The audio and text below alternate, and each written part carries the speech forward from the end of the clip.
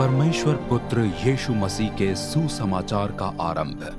भविष्यद्वक्ता यशायाह के अभिलेख के अनुसार तुम्हारे पूर्व मैं अपना एक दूत भेज रहा हूँ, जो तुम्हारा मार्ग तैयार करेगा। जंगल में पुकारने वाले की आवाज है, प्रभु का मार्ग तैयार करो, उनके रास्ते सीधे और समतल करो। बपतिस्मा देने वाले यूहन्ना जंगल में पाप क्षमा के लिए पश्चाताप के बपतिस्मा का प्रचार करते हुए आए। यहूदिया प्रदेश के क्षेत्रों से सारी भीड़ तथा यरूशलेम नगर के सभी लोग उनसे भेंट करने जाने लगे। ये सब पाप स्वीकार करते हुए यरदन नदी में यूहन्ना से बपतिस्मा ले रहे थे। यूहन्ना का परिधान ऊंट के रोम से निर्मित वस्त्र और उसके ऊपर चमड़े का कमरबंद था, और उनका भोजन था टिड्डियां तथा जंगली मधु। वो प्रचार कर कहते थे, मेरे बाद एक ऐसा व्यक्ति आएगा जो मुझसे अधिक शक्तिमान है। मैं तो इस योग्य भी नहीं हूँ कि उनके सामने झुककर उनकी जूतियों के बंध खोलूं। मैं बपतिस्मा जल में देता हूँ, वो तुम्हें पवित्र आत्मा में बपतिस्मा देंगे।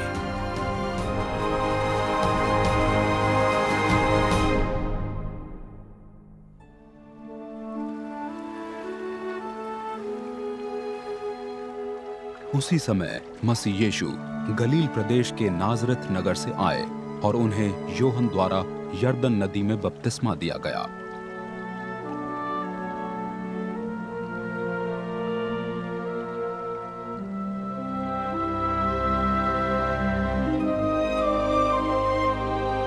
जब मसीह यीशु जल से बाहर आ रहे थे, उसी क्षण उन्होंने आकाश को खुलते तथा आत्मा को, जो कबूतर के समान था, अपने ऊपर उतरते हुए देखा, और स्वर्ग से निकला एक शब्द भी सुनाई दिया, तुम मेरे पुत्र हो, मेरे प्रिय, तुमसे मैं अति प्रसन्न हूं।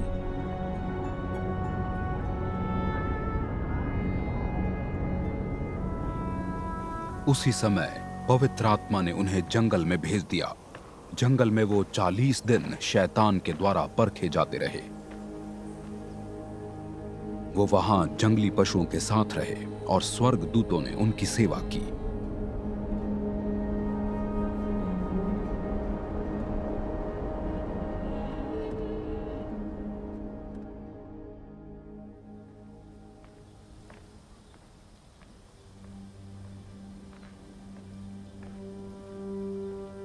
यूहन्ना के बंदी बना लिए जाने के बाद यीशु परमेश्वर के सुसमाचार का प्रचार करते हुए गलील प्रदेश आए।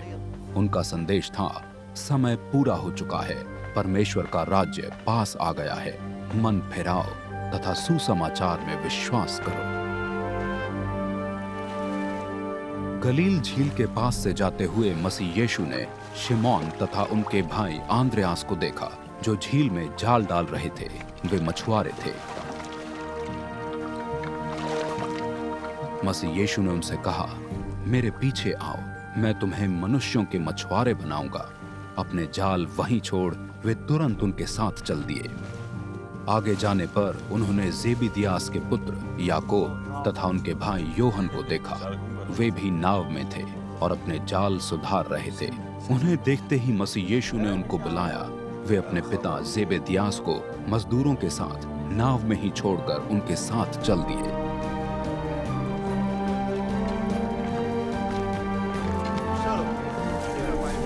ये सब कफरनहूम नगर आए। शब्बात पर मसीह यीशु स्थानीय यहूदी सभागृह में जाकर शिक्षा देने लगे।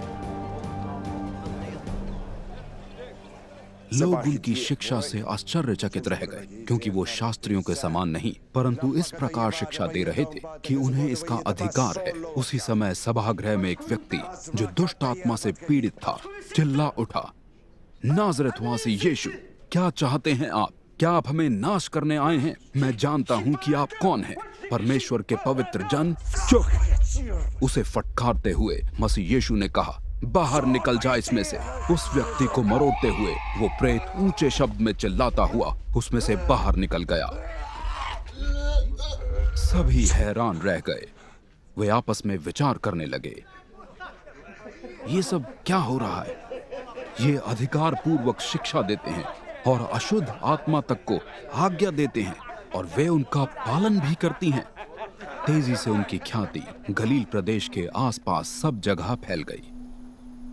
यहूदी सभागृह से निकलकर वे सीधे याकूब और योहन के साथ शिमोन तथा आंद्रयास के घर पर गए।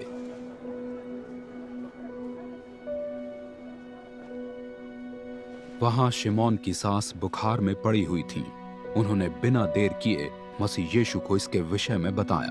मसीह यीशु उनके पास आए, उनका हाथ पकड़ उन्हें उठाया और उनका बुखार जाता रहा तथा वो उनकी सेवा टहल में जुट गई।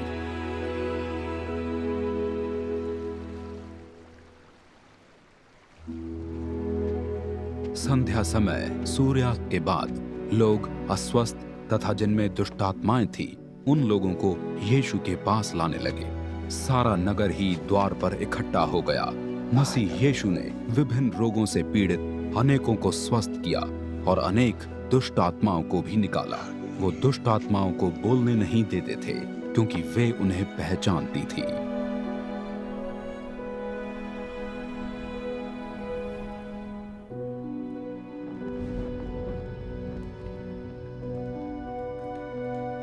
भोर होने पर जब अंधकार ही था, मसीह यीशु उठे और एक सुनसान जगह को गए। वहां वो प्रार्थना करने लगे।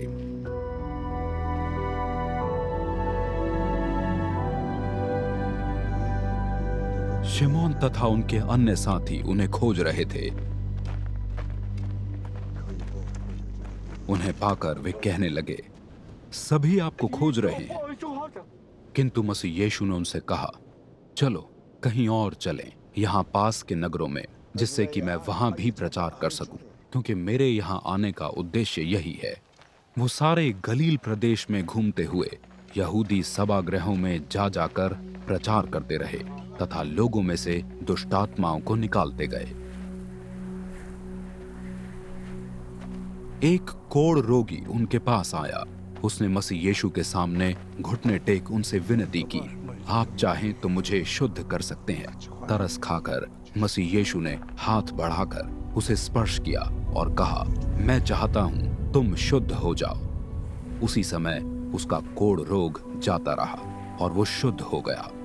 मसीह यीशु ने उसे उसी समय इस चेतावनी के साथ विदा किया, सुनो, इस विषय में किसी से कुछ न कहना। हाँ, जाकर स्वयं को याजक के सामने प्रस्तुत करो तथा अपनी शुद्धि के प्रमाण के लिए मूसे द्वारा निर्धारित विधि के अनुसार शुद्धि संबंधी भेंट चढ़ाओ। किंतु उस व्यक्ति ने जाकर खुलेआम इसकी घोषणा की तथा ये समाचार इतना फैला दिया कि मसीह यीशु इसके बाद खुल्लम खुल्ला किसी नगर में न जा सके और उन्हें नगर के बाहर सुनसान स्थानों में रहना पड़ा। फिर भी सब स्थानों से लोग उनके पास आते रहे। कुछ दिन बाद मसीह यीशु के कफरनहूम नगर लौटने पर वहां ये समाचार फैल गया कि वो लौट आए हैं।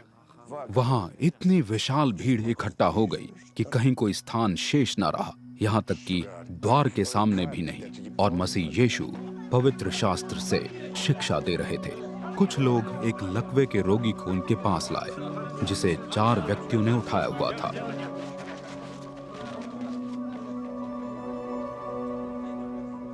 भीड़ के कारण वे मसीह यीशु के पास पहुंचने में असमर्थ थे, इसलिए उन्होंने जहां मसीह यीशु थे वहां की कच्ची छत को हटाकर वहां से उस रोगी को बिछौने सहित नीचे उतार दिया।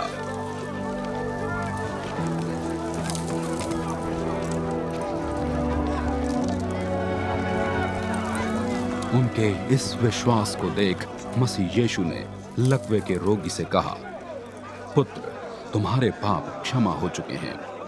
वहां मौजूद कुछ शास्त्री अपने मन में ये विचार करने लगे, ये व्यक्ति ऐसा क्यों कह रहा है? ये तो परमेश्वर की निंदा कर रहा है। परमेश्वर के अतिरिक्त कौन पापों को क्षमा कर सकता है? मसीह यीशु को अपनी आत्मा में उसी क्षण ये मालूम हो गया कि वे इस प्रकार सोच विचार कर रहे हैं।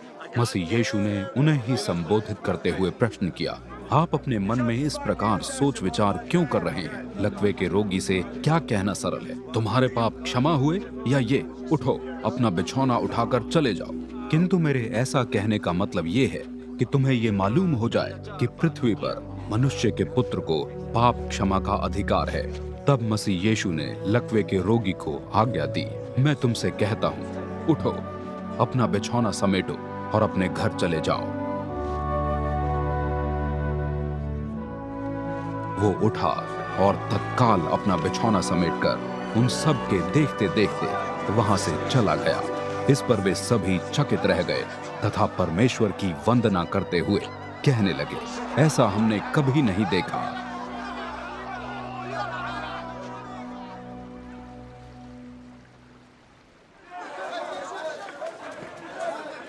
तब मसीह यीशु दोबारा सागर तट पर चले गए। एक विशाल भीड़ उनके पास आ गई और वे उन्हें शिक्षा देने लगे। मार्ग में मसीह यीशु ने हल्फयास के पुत्र लेवी को कर चौकी पर बैठा देखा।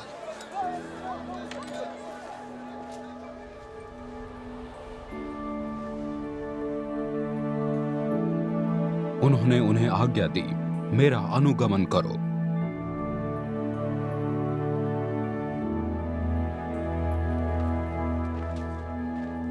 वो उठे और उनके साथ हो लिए। जब मसीह यीशु लेवी के घर पर भोजन के लिए बैठे थे, अनेक चुंगी लेने वाले तथा अपराधी व्यक्ति मसीह यीशु तथा उनके शिष्यों के साथ भोजन कर रहे थे। एक बड़ी संख्या में लोग उनके पीछे हो लिए थे। मसीह यीशु को अपराधी व्यक्तियों के साथ भोजन करते देख व्यवस्था के शिक्षकों ने, जो वास्तव में फरीसी थे, उनके शिष्यों से प्रश्न किया, ये चुंगी लेने वाले तथा अपराधी व्यक्तियों के साथ क्यों खाता पीता है? ये सुन मसीह यीशु ने उन्हें ही संबोधित कर कहा, वैद्य की जरूरत रोगी को होती है, स्वस्थ व्यक्ति को नहीं। मैं धर्मियों का नहीं परंतु पापियों का उद्धार करने आया हूँ। यूहन्ना के शिष्य तथा फरीसी उपवास कर रहे थे। कुछ ने आकर मसीह यीशु से प्रश्न किया, ऐसा क्यों है कि यूहन्ना तथा फरीसियों के शिष्य तो उपवास करते हैं किंतु आपके शिष्य नहीं? मसीह यीशु ने उन्हें उत्तर दिया, क्या कभी वर के रहते हुए उसके साथ ही उपवास करते हैं? जब तक वर उनके साथ है वे उपवास कर ही नहीं सकते, किंतु वो समय आएगा जब वर उनके मध्य से हटा लिया जाएगा, वे उस समय उपवास करेंगे। किसी पुराने वस्त्र पर नए वस्त्र का जोड़ नहीं लगाया जाता, क्योंकि ऐसा करने पर नए वस्त्र का जोड़ सिकुड़कर उस पुराने वस्त्र की पहले से अधिक दुर्दशा कर देता है।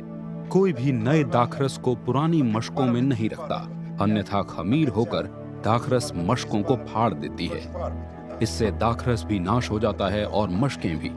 नया दाखरस नए मटके में ही डाला जाता है।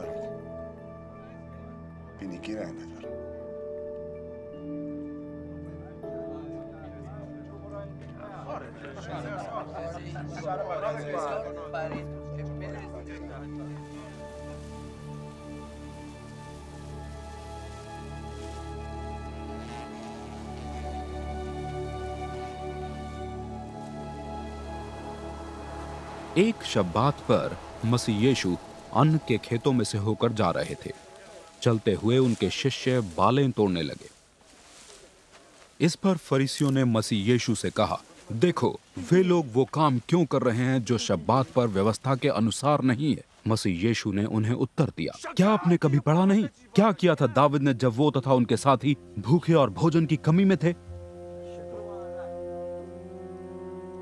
महायाजक अबियाथार के समय में उन्होंने परमेश्वर के भवन में प्रवेश किया तथा समर्पित पवित्र रोटी खाई, जिसे खाना याजक के अतिरिक्त अन्य किसी के लिए व्यवस्था के अनुसार नहीं था। यही रोटी उन्होंने अपने साथियों को भी दी। तब उन्होंने आगे कहा, शब्बात की स्थापना मनुष्य के लिए की गई है, न कि मनुष्य की शब्बात के लिए। ये भी सुनो, मनुष्य का पुत्र शब्बात का भी स्वामी है।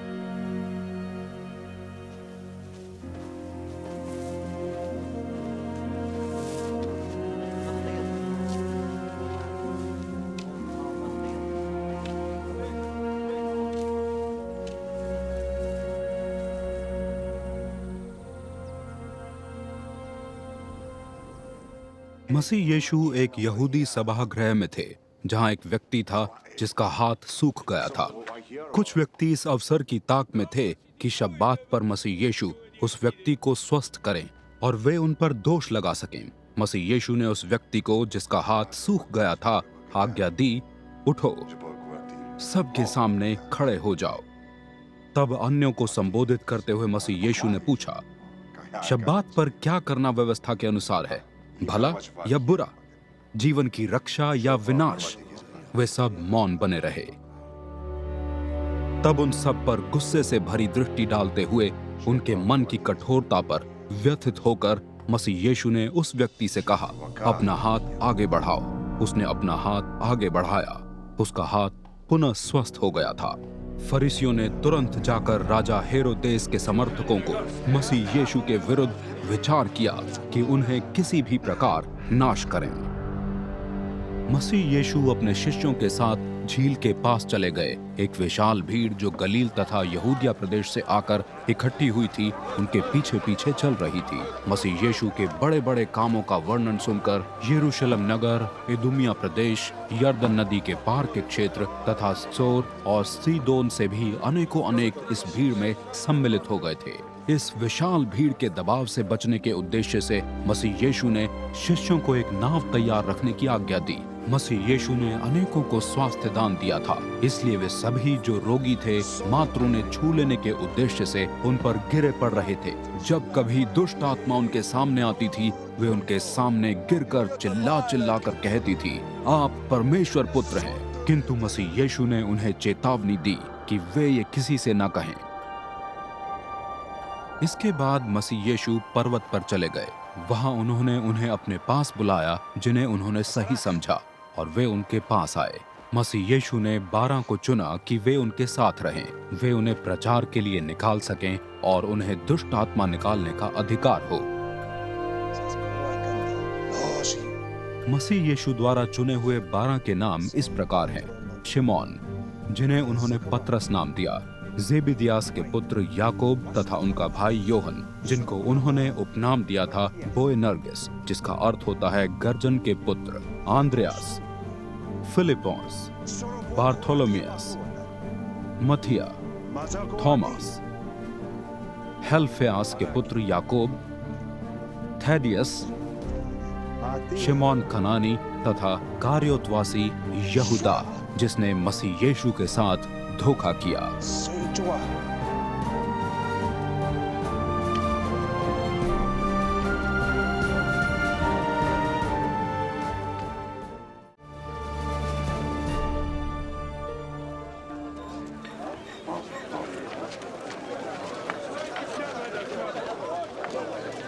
जब मसीह यीशु किसी के घर में थे तो दोबारा एक बड़ी भीड़ वहां इकट्ठी हो गई, यहाँ तक कि उनके लिए भोजन करना भी असंभव हो गया। जब मसीह यीशु के परिवारजनों को इसका समाचार मिला तो वे मसीह यीशु को अपने संरक्षण में अपने साथ ले जाने के लिए वहां आ गए। उनका विचार था कि मसीह यीशु अपना मानसिक संतुलन खो चुके हैं।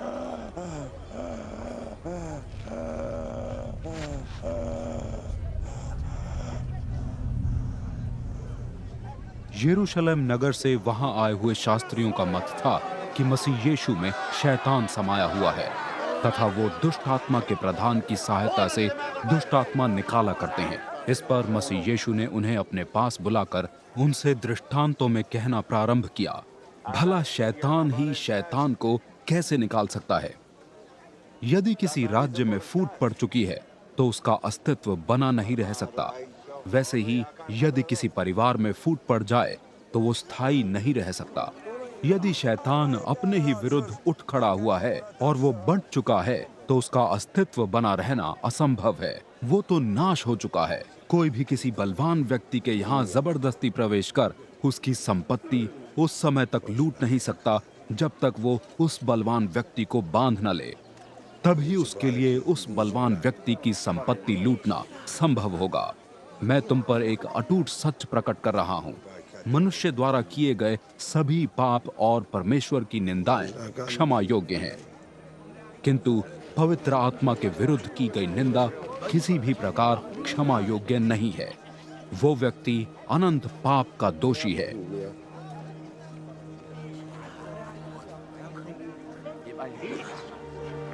मसीह यीशु ने ये सब इसलिए कहा था कि शास्त्रियों ने उन पर दोष लगाया था कि मसीह यीशु में प्रेत समाया हुआ है। तभी मसीह यीशु की माता और उनके भाई वहां आ गए। वे बाहर ही खड़े रहे। उन्होंने संदेश भेजकर उन्हें बाहर बुलवाया। भीड़ उन्हें घेरे हुए बैठी थी। उन्होंने मसीह यीशु को बताया, वो देखिए, आपकी माता तथा आपके भाई बाहर खड़े हैं। कौन है मेरी माता और कौन है मेरे भाई? मसीह यीशु ने पूछा। तब अपनी दृष्टि अपने आसपास बैठे भीड़ पर डालते हुए उन्होंने कहा, ये है मेरी माता तथा मेरे भाई। जो कोई परमेश्वर की इच्छा को पूरी करता है, वही है मेरा भाई, मेरी बहन तथा मेरी माता।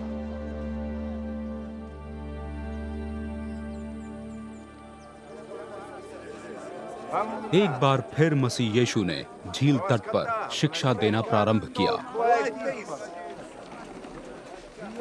ऐसी बड़ी भीड़ उनके आसपास इकट्ठी हो गई कि उन्हें झील तट पर लगी एक नाव में जाकर बैठना पड़ा और भीड़ झील तट पर खड़ी रही।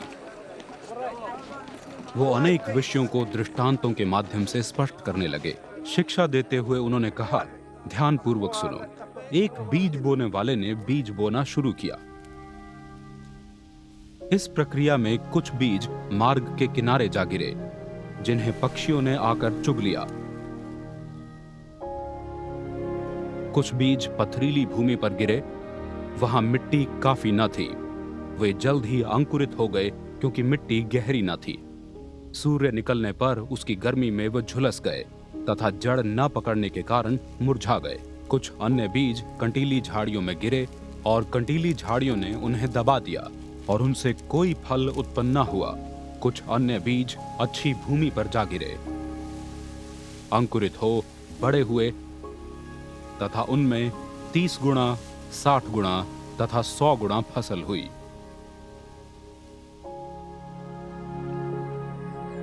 मसीह यीशु ने आगे कहा, जिस किसी के सुनने के कान हों, वे सुन ले।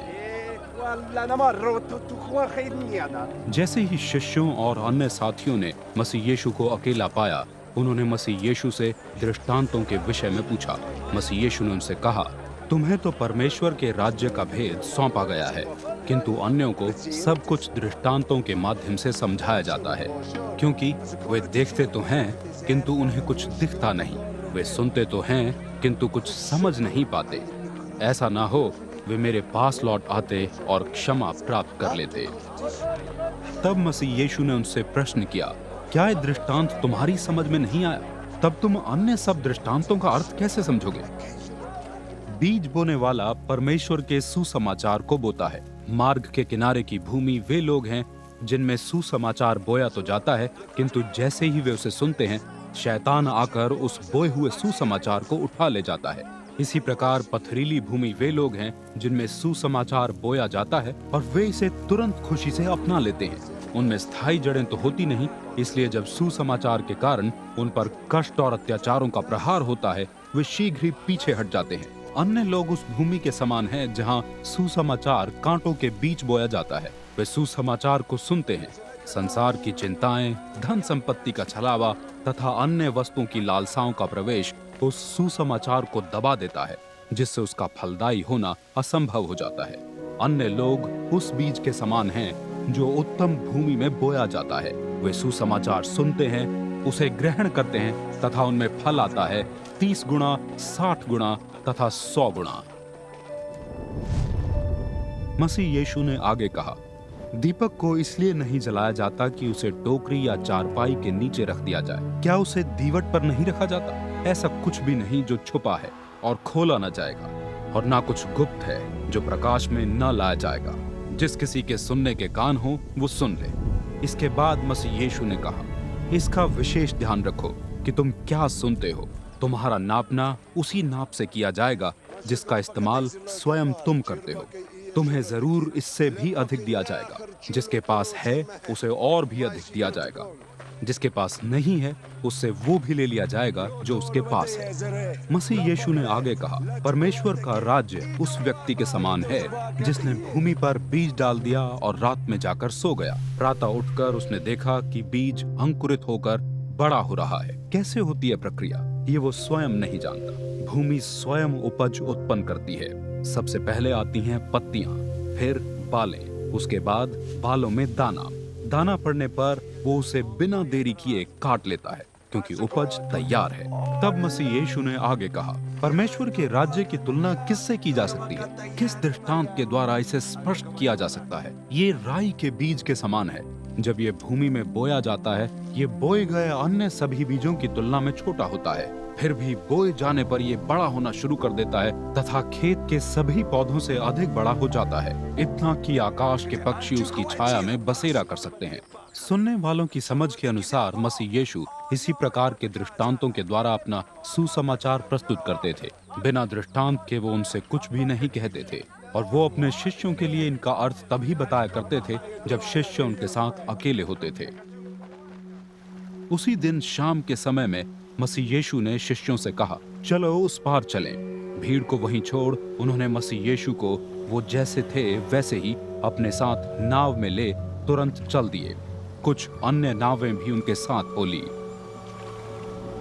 उसी समय हवा बहुत तेजी से चलने लगी। तेज लहरों के थपेड़ों के कारण नाव में पानी भरने लगा।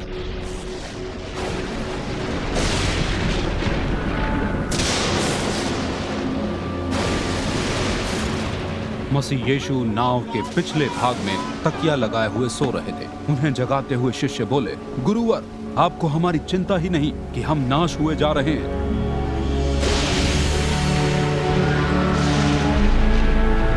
मसीह यीशु जाग गए। उन्होंने बवंडर को डांटा तथा लहरों को आज्ञा दी, शांत हो जाओ, स्थिर हो जाओ।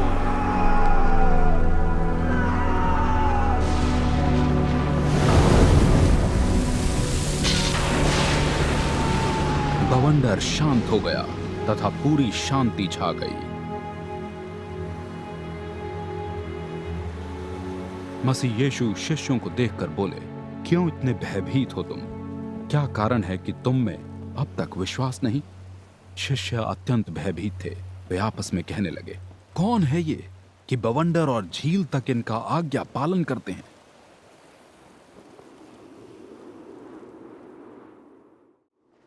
तब वे झील के दूसरे तट पर गिरासेनास क्षेत्र में आए।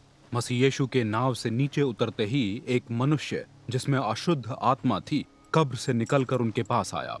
वो कब्रों के मध्य ही रहा करता था। अब कोई भी उसे सांकलों तथा बेड़ियों से भी बांध पाने में समर्थ न था। बहुधा उसे बेड़ियों तथा सांकलों में बांधे जाने के प्रयास किए गए, किंतु वो सांकलों को तोड़ देता तथा बेड़ियों के टुकड़े टुकड़े कर डालता था। अब किसी में इतनी क्षमता न थी कि उसे वश में कर सकें। रात दिन कब्रों के मध्य तथा पहाड़ियों में वो चिल्लाता रहता था तथा स्वयं को पत्थर मार मार कर घायल कर लेता था। दूर से ही जब उसने मसीह यीशु को देखा, वो दौड़कर उनके पास आया, अपना सिर झुकाया और उसमें से ऊंची आवाज में ये शब्द सुनाई दिए, परम प्रधान परमेश्वर के पुत्र यीशु, मेरा आपका कोई लेन देन नहीं। आपको परमेश्वर की शपथ, मुझे कोई कष्ट न दें।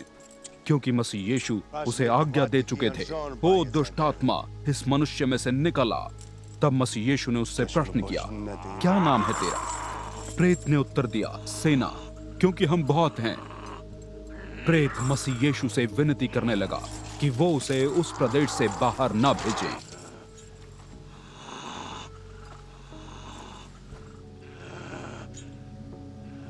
वहीं पहाड़ी पर सुअरों का एक विशाल झुंड चर रहा था। प्रेत समूह ने मसीह यीशु से विनती की, हमें इन सुअरों में भेज दीजिए कि हम उनमें जा बसें। मसीह यीशु ने उन्हें ये आज्ञा दे दी। वे प्रेत बाहर निकलकर उन सुअरों में प्रवेश कर गए। लगभग 2000 सुअरों का वो झुंड पहाड़ की तीव्र ढलान पर तेज गति से दौड़ता हुआ झील में जा डूबा। भयभीत रखवाले भाग गए तथा नगर और पास के क्षेत्रों में जाकर इस घटना के विषय में बताने लगे। नगरवासी जो कुछ हुआ था उसे देखने वहां आने लगे। जब वे मसीह यीशु के पास पहुंचे, उन्होंने देखा कि वो प्रेत आत्मा से पीड़ित व्यक्ति वस्त्र धारण किए हुए सचेत स्थिति में वहां बैठा था। ये वही व्यक्ति था जिसमें प्रेतों की सेना बैठी थी। ये देख वे डर गए। सारे घटनाक्रम को देखने वाले लोगों ने उनके सामने इसका बयान किया कि प्रेत आत्मा से पीड़ित व्यक्ति तथा सुअरों के साथ क्या क्या हुआ है। इस पर वे मसीह यीशु से विनती करने लगे कि वो उनके क्षेत्र से बाहर चले जाएं। जब मसीह यीशु नाव पर सवार हो रहे थे, प्रेतों से विमुक्त हुआ व्यक्ति मसीह यीशु से विनती करने लगा कि उसे उनके साथ ले लिया जाए। मसीह यीशु ने उसे इसकी अनुमति नहीं दी, परंतु उसे आदेश दिया, अपने परिजनों के पास लौट जाओ और उन्हें बताओ कि तुम्हारे लिए प्रभु ने कैसे कैसे आश्चर्य काम किए हैं तथा तुम पर उनकी कैसी कृपा दृष्टि हुई है। वो देकापोलिस नगर में गया और उन कामों का वर्णन करने लगा जो मसीह यीशु ने उसके लिए किए थे। ये सुन सभी चकित रह गए।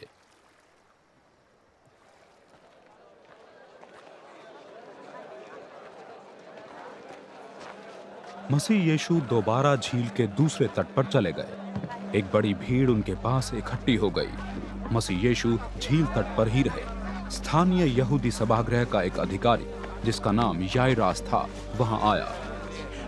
ये देख कि वो कौन है, वो उनके चरणों पर गिर पड़ा। बड़ी ही विनती के साथ उसने मसीह यीशु से कहा, मेरी बेटी मरने पर है, कृपया चलिए और उस पर हाथ रख दीजिए कि वो स्वस्थ हो जाए और जीवित रहे। मसीह यीशु उसके साथ चले गए। बड़ी भीड़ भी उनके पीछे पीछे चल रही थी और लोग उन पर गिरे पड़ रहे थे। एक स्त्री 12 वर्ष से रक्तस्राव से पीड़ित थी। अनेक चिकित्सकों के हाथों उसने अनेक पीड़ाएं सही थी। इसमें वो अपना सब कुछ व्यय कर चुकी थी, फिर भी इससे उसे लाभ के बदले हानि ही उठानी पड़ी थी। मसीह यीशु के विषय में सुनकर उसने भीड़ में उनके पीछे आकर उनका वस्त्र छुआ। उसका ये विश्वास था, यदि मैं उनके वस्त्र को छू भर लूं तो मैं स्वस्थ हो जाऊंगी। उसी क्षण उसका रक्तस्राव थम गया। स्वयं उसे अपने शरीर में ये मालूम हो गया कि वो अपनी पीड़ा से ठीक हो चुकी है। उसी क्षण मसीह यीशु को भी आभास हुआ कि उनमें से सामर्थ्य निकली है। भीड़ में ही उन्होंने मुड़कर प्रश्न किया, कौन है वो जिसने मेरे वस्त्र को छुआ है? शिष्यों ने उनसे कहा, आप तो देख ही रहे हैं कि किस प्रकार भीड़ आप पर गिरी पड़ रही है और आप प्रश्न कर रहे हैं, कौन है वो जिसने मेरे वस्त्र को छुआ है? प्रभु की दृष्टि उसे खोजने लगी जिसने किया था। वो स्त्री ये जानते हुए कि उसके साथ क्या हुआ है, भय से कांपती हुई उनके चरणों पर आ गिरी और उन पर सारी सच्चाई प्रकट कर दी। मसीह यीशु ने उस स्त्री से कहा, पुत्री, तुम्हारे विश्वास ने तुम्हें स्वस्थ किया है, शांति में विदा हो जाओ और स्वस्थ रहो। जब मसीह यीशु ये कह ही रहे थे, याइरस के घर से आए कुछ लोगों ने ये सूचना दी, आपकी पुत्री की मृत्यु हो चुकी है, अब गुरुवर को कष्ट देने का क्या लाभ? मसीह यीशु ने सुन उस यहूदी सभागृह अधिकारी से कहा, भयभीत ना हो, केवल विश्वास करो। उन्होंने पतरस, याकूब तथा याकूब के भाई योहन के अतिरिक्त अन्य किसी को भी अपने साथ आने की अनुमति न दी और ये सब यहूदी सभागृह अधिकारी के घर पर पहुंचे। मसीह यीशु ने देखा कि वहां शोर मचा हुआ है तथा लोग ऊंची आवाज में रो पीट रहे हैं। घर में प्रवेश कर मसीह यीशु ने उन्हें संबोधित करते हुए कहा, ये शोर और रोना पीटना क्यों? बच्ची की मृत्यु नहीं हुई है, वो केवल सो रही है। ये सुन वे मसीह यीशु का ठट्ठा करने लगे, किंतु मसीह यीशु ने उन सभी को वहां से बाहर निकाल बच्ची के पिता तथा अपने साथियों को साथ ले उस कक्ष में प्रवेश किया जहां वो बालिका थी। वहां उन्होंने बालिका का हाथ पकड़कर उससे कहा, तालिथा कूम, अर्थात बालिके उठो।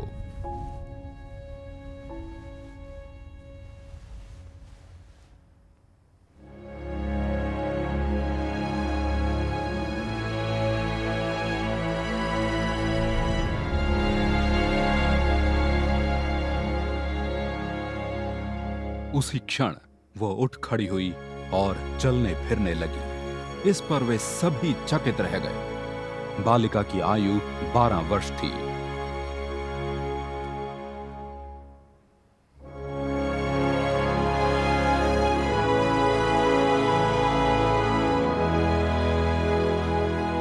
मसीह यीशु ने उन्हें स्पष्ट आदेश दिए कि इस घटना के विषय में कोई भी जानने ना पाए और फिर उनसे कहा कि उस बालिका को खाने के लिए कुछ दिया जाए।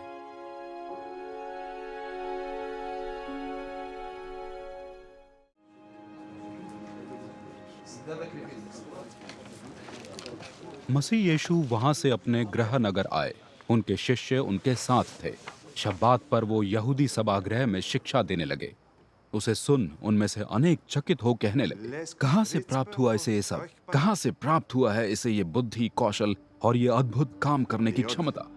क्या ये वही बड़ा ही नहीं? क्या ये मरियम का पुत्र तथा याकूब, योसेस, यहूदा तथा शिमोन का भाई नहीं? क्या उसकी बहनें हमारे मध्य नहीं है? इस पर उन्होंने मसीह यीशु को अस्वीकार कर दिया। मसीह यीशु ने उनसे कहा, भविष्यद्वक्ता हर जगह सम्मानित होता है, सिवाय अपने स्वयं के नगर में। अपने संबंधियों तथा परिवार के मध्य कुछ रोगियों पर हाथ रख उन्हें स्वस्थ करने के अतिरिक्त मसीह यीशु वहां कोई अन्य अद्भुत काम न कर सके। मसीह यीशु को उनके अविश्वास पर बहुत ही आश्चर्य हुआ। मसीह यीशु नगर नगर जाकर शिक्षा देते रहे। उन्होंने उन बाहरों को बुलाया और उन्हें प्रेतों पर अधिकार देते हुए उन्हें दो दो करके भेज दिया। मसीह यीशु ने उन्हें आदेश दिए, इस यात्रा में छड़ी के अतिरिक्त अपने साथ कुछ न ले जाना, न भोजन, न झोली और न पैसा। हाँ, चप्पल तो पहन सकते हो, किंतु अतिरिक्त बाहरी वस्त्र नहीं। आगे उन्होंने कहा, जिस घर में तुम ठहरो उस नगर से विदा होने तक वहीं रहना। जहाँ कहीं तुम्हें स्वीकार न किया जाए या तुम्हारा प्रवचन न सुना जाए, वो स्थान छोड़ते हुए अपने पैरों की धूल वहीं झाड़ देना कि ये उनके विरुद्ध प्रमाण हो। शिष्यों ने प्रस्थान किया। वे ये प्रचार करने लगे कि पश्चाताप सभी के लिए जरूरी है। उन्होंने अनेक दुष्ट आत्माएं निकाली तथा अनेक रोगियों को तेल मलकर उन्हें स्वस्थ किया। राजा हेरोदेस तक इसका समाचार पहुंच गया, क्योंकि मसीह यीशु की ख्याति दूर दूर तक फैल गई थी। कुछ तो यहाँ तक कह रहे थे, बपतिस्मा देने वाले योहन मरे हुओं में से जीवित हो गए हैं। यही कारण है कि मसीह यीशु में ये अद्भुत सामर्थ्य प्रकट है। कुछ कह रहे थे वो एलिया है। कुछ ये भी कहते सुने गए वो एक भविष्यद्वक्ता है, अतीत में हुए भविष्यद्वक्ताओं के समान। ये सब सुनकर हेरोदेस कहता रहा, योहन जिसका मैंने वध करवाया था जीवित हो गया है। स्वयं हेरोदेस ने योहन को बंदी बनाकर कारागार में डाल दिया था, क्योंकि उसने अपने भाई फिलिपोस की पत्नी हेरोदियास से विवाह कर लिया था। योहन हेरोदेस को याद दिलाते रहते थे, तुम्हारे लिए अपने भाई की पत्नी को रख लेना व्यवस्था के अनुसार नहीं है। इसलिए हेरोदियास के मन में योहन के लिए शत्रु भाव पनप रहा था। वो उनका वध करवाना चाहती थी, किंतु उससे कुछ नहीं हो पा रहा था। हेरोदेस योहन से डरता था, क्योंकि वो जानता था कि योहन एक धर्मी और पवित्र व्यक्ति है। हेरोदेस ने योहन को सुरक्षित रखा था। योहन के प्रवचन सुनकर वो घबराता तो था, फिर भी उसे उनके प्रवचन सुनना बहुत प्रिय था। आखिरकार हेरोदियास को वो मौका प्राप्त हो ही गया। अपने जन्म दिवस के उपलक्ष्य में हेरोदेस ने अपने सभी उच्च अधिकारियों, सेनापतियों और गलील प्रदेश के प्रतिष्ठित व्यक्तियों को भोज पर आमंत्रित किया। इस अवसर पर हेरोदियास की पुत्री ने वहां अपने नृत्य के द्वारा हेरोदेस और अतिथियों को मोह लिया। राजा ने पुत्री से कहा, मुझसे चाहे जो मांग लो मैं दूंगा। राजा ने सौगंध खाते हुए कहा, तुम जो कुछ मांगोगी मैं तुम्हें दूंगा, चाहे वो मेरा आधा राज्य ही क्यों ना हो। अपनी माँ के पास जाकर उनसे पूछा, क्या मांगू? बपतिस्मा देने वाले योहन का सर, उसने कहा। पुत्री ने तुरंत जाकर राजा से कहा, मैं चाहती हूँ कि आप मुझे इसी समय एक बर्तन में बपतिस्मा देने वाले योहन का सिर लाकर दें।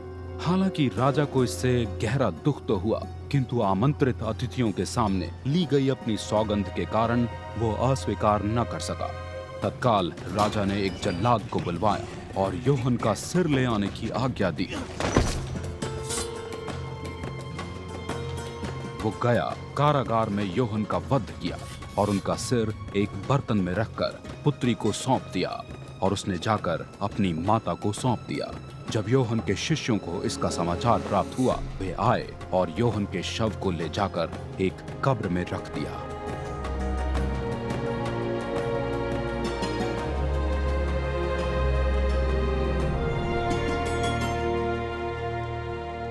प्रेरित लौटकर मसीह यीशु के पास आए और उन्हें अपने द्वारा किए गए कामों और दी गई शिक्षा का विवरण दिया। मसीह यीशु ने उनसे कहा, आओ कुछ समय के लिए कहीं एकांत में चलें और विश्राम करें, क्योंकि अनेक लोग आ जा रहे थे और उन्हें भोजन तक का अवसर प्राप्त न हो सका था। वे चुपचाप नाव पर सवार हो एक सुनसान जगह पर चले गए। लोगों ने उन्हें वहां जाते हुए देख लिया। अनेकों ने यह भी पहचान लिया कि वे कौन थे। आसपास के नगरों से अनेक लोग दौड़ते हुए उनसे पहले ही उस स्थान पर जा पहुंचे। जब मसीह यीशु तट पर पहुंचे, उन्होंने वहां एक बड़ी भीड़ को इकट्ठा देखा। उसे देख वो दुखी हो उठे, क्योंकि उन्हें भीड़ बिना चरवाहे की भेड़ों के समान लगी। वहां मसीह यीशु उन्हें अनेक विषयों पर शिक्षा देने लगे। दिन ढल रहा था। शिष्यों ने मसीह यीशु के पास आकर उनसे कहा, ये सुनसान जगह है और दिन ढला जा रहा है, अब आप इन्हें विदा कर दीजिए कि ये पास के गांवों में जाकर अपने लिए भोजन व्यवस्था कर सके। किंतु मसीह यीशु ने उन्हीं से कहा, तुम ही दो इन्हें भोजन। शिष्यों ने इसके उत्तर में कहा, इतनों के भोजन में कम से कम 200 दिनार लगेंगे। क्या आप चाहते हैं कि हम जाकर इनके लिए इतने का भोजन ले आएं? मसीह यीशु ने उनसे पूछा, कितनी रोटियां हैं यहाँ? जाओ पता लगाओ। उन्होंने पता लगाकर उत्तर दिया, 5, और इनके अलावा 2 मछलियां भी। मसीह यीशु ने सभी लोगों को झुंडों में हरी घास पर बैठ जाने की आज्ञा दी। वे सभी 100-100 और 50-50 के झुंडों में बैठ गए। मसीह यीशु ने वे 5 रोटियां और 2 मछलियां लेकर स्वर्ग की ओर आंखें उठाकर उनके लिए धन्यवाद प्रकट किया। तब वो रोटियां तोड़ते और शिष्यों को देते गए कि वे उन्हें भीड़ में बांटते जाएं। इसके साथ उन्होंने वे 2 मछलियां भी उनमें बांट दी। उन सभी ने खाया और तृप्त हो गए।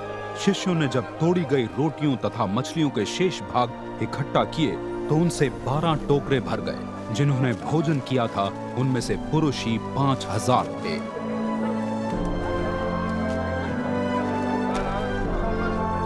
तुरंत ही मसीह यीशु ने शिष्यों को जबरन नाव पर बैठा उन्हें अपने से पहले दूसरे किनारे पर स्थित नगर बैतसैदा पहुंचने के लिए विदा किया।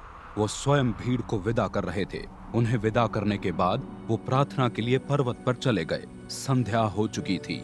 नाव झील के मध्य में थी। मसीह यीशु किनारे पर अकेले थे।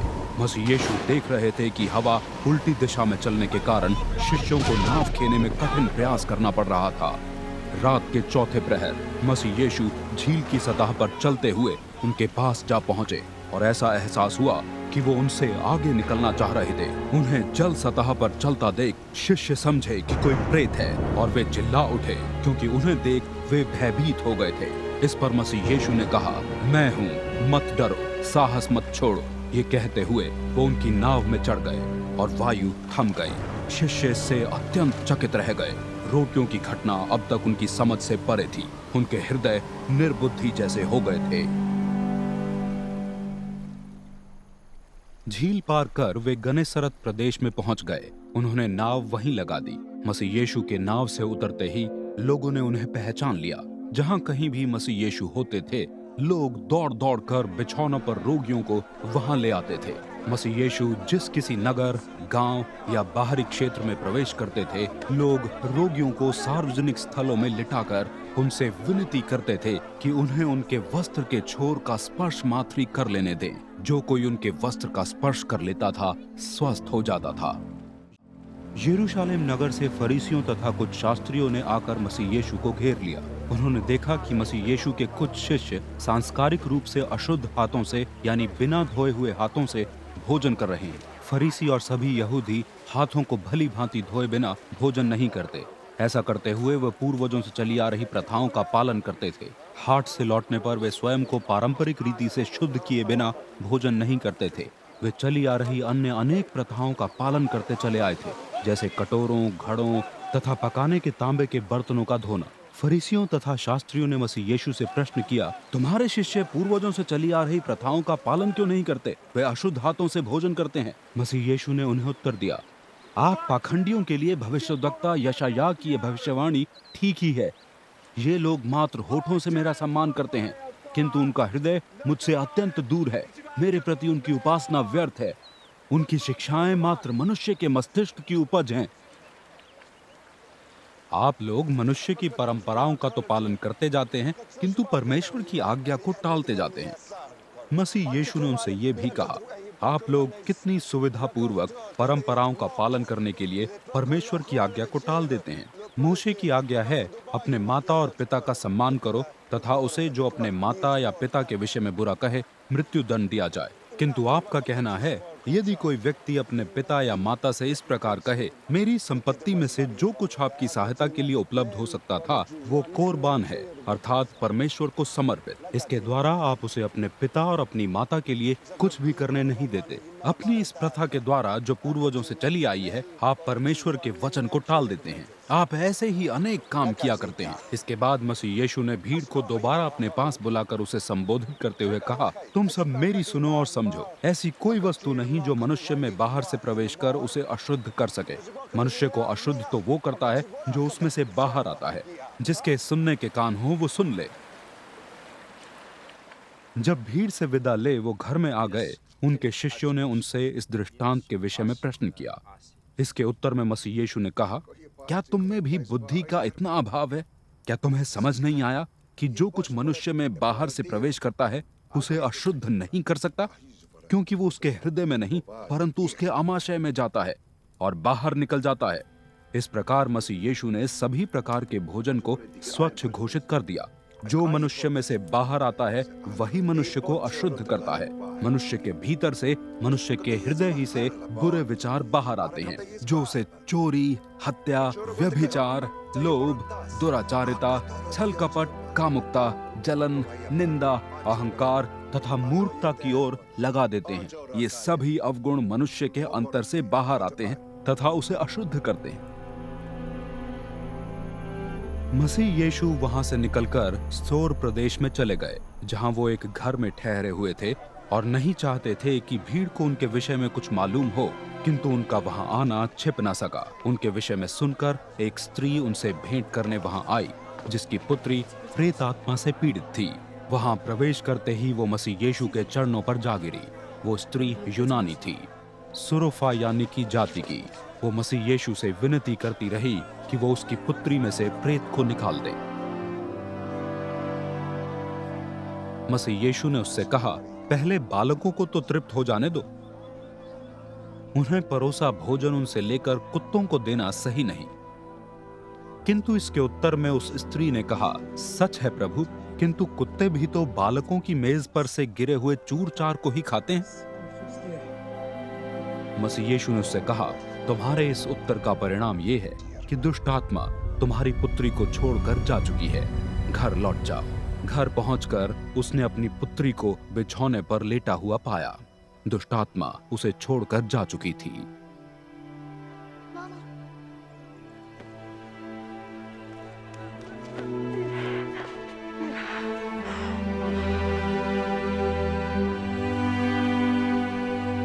तब वो सोर के क्षेत्र से निकलकर सीदोन क्षेत्र से होते हुए गलील झील के पास आए, जो देकापोलिस अंचल में था।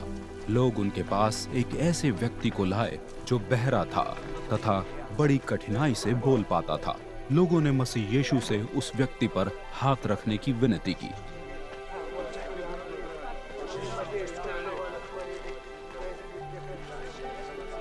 मसीह यीशु उस व्यक्ति को भीड़ से दूर एकांत में ले गए। वहां उन्होंने उसके कानों में अपनी उंगलियां डाली। इसके बाद अपनी लार उसकी जीभ पर लगाई। तब एक गहरी आह भरते हुए स्वर्ग की ओर दृष्टि उठाकर उन्होंने उस व्यक्ति को संबोधित कर कहा, एफ्फाथा, अर्थात खुल जा। उस व्यक्ति के कान खुल गए। उसकी जीभ की रुकावट भी जाती रही और वो सामान्य रूप से बातें करने लगा। मसीह यीशु ने लोगों को आज्ञा दी कि वे इसके विषय में किसी से न कहें, किंतु मसीह यीशु जितना रोकते थे वे उतना ही अधिक प्रचार करते जाते थे। लोग आश्चर्य से भरकर कहा करते थे, वो जो कुछ करते हैं भला ही करते हैं। यहाँ तक कि वो बहरे को सुनने की तथा गूंगे को बोलने की शक्ति प्रदान कर रहे हैं।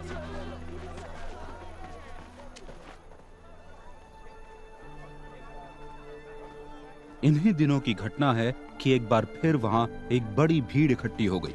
उनके पास खाने को कुछ न था।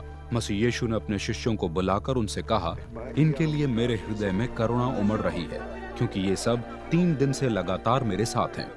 इनके पास अब कुछ भी भोजन सामग्री नहीं है। यदि मैं इन्हें भूखा ही घर भेज दूं, वे मार्ग में ही मूर्छित हो जाएंगे। इनमें से कुछ तो अत्यंत दूर से आए हैं। शिष्य उनसे पूछने लगे, प्रभु, इस सुनसान जगह में इन सब के लिए पर्याप्त भोजन कोई कहां से लाएगा? मसीह यीशु ने उनसे पूछा, कितनी रोटियां हैं तुम्हारे पास? 7, उन्होंने उत्तर दिया।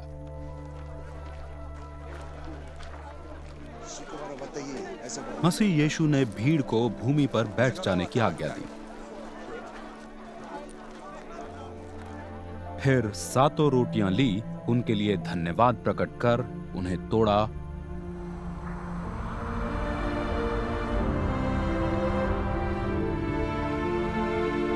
और उन्हें बांटने के लिए शिष्यों को देते गए। शिष्य उन्हें भीड़ में बांटते गए। उनके पास कुछ छोटी मछलियां भी थी। उन पर धन्यवाद करते हुए मसीह यीशु ने उन्हें भी बांटने की आज्ञा दी।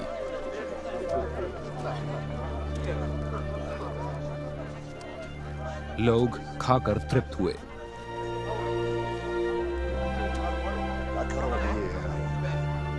उन्होंने तोड़ी हुई रोटियों के शेष टुकड़ों को इकट्ठा कर 7 बड़े टोकरे भर लिए। इस भीड़ में लगभग 4000 लोग थे। तब मसीह यीशु ने उन्हें विदा किया। इसके बाद मसीह यीशु बिना देर किए अपने शिष्यों के साथ नाव पर सवार होकर दालमनूथा क्षेत्र में आ गए। फरीसियों ने आकर उनसे विवाद प्रारंभ कर दिया। उन्होंने यह परखने के लिए कि मसीह यीशु परमेश्वर पुत्र हैं, चमत्कार चिन्ह की मांग की। मसीह यीशु ने अपने अंदर में गहरी पीड़ा में करहाते हुए उन्हें उत्तर दिया, ये पीढ़ी चमत्कार चिन्ह क्यों चाहती है? सच तो ये है कि इस पीढ़ी को कोई भी चमत्कार चिन्ह नहीं दिया जाएगा। उन्हें छोड़कर मसीह यीशु नाव पर सवार हो दूसरी ओर चले गए।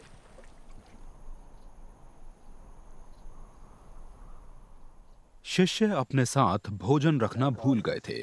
उनके पास नाव में मात्र 1 रोटी थी। मसीह यीशु ने शिष्यों को चेतावनी देते हुए कहा, फरीसियों के खमीर से तथा हेरोदेस के खमीर से सावधान रहना। इस पर वे आपस में विचार विमर्श करने लगे। वो ये इसलिए कह रहे हैं कि हमने अपने साथ रोटियां नहीं रखी। उनकी स्थिति समझते हुए मसीह यीशु ने उनसे कहा, रोटी के ना होने के विषय में वाद विवाद क्यों किए जा रहे हो? क्या अब भी तुम्हें कुछ समझ नहीं आ रहा? क्या तुम्हारा हृदय कठोर हो गया है? आंखें होते हुए भी तुम्हें कुछ दिखाई नहीं दे रहा और कानों के होते हुए भी तुम कुछ सुन नहीं पा रहे? तुम्हें कुछ भी याद नहीं रहा? जब मैंने 5000 व्यक्तियों के लिए 5 रोटियां परोसी तो तुमने रोटी से भरे कितने टोकरे इकट्ठा किए थे?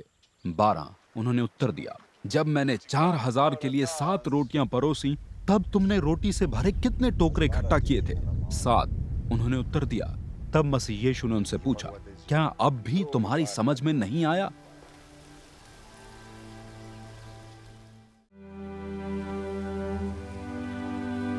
वे बैतसैदा नगर आए। वहां लोग एक अंधे व्यक्ति को उनके पास लाए और उनसे विनती की कि वो उसका स्पर्श करें। मसीह यीशु उस अंधे का हाथ पकड़ उसे गांव से बाहर ले गए।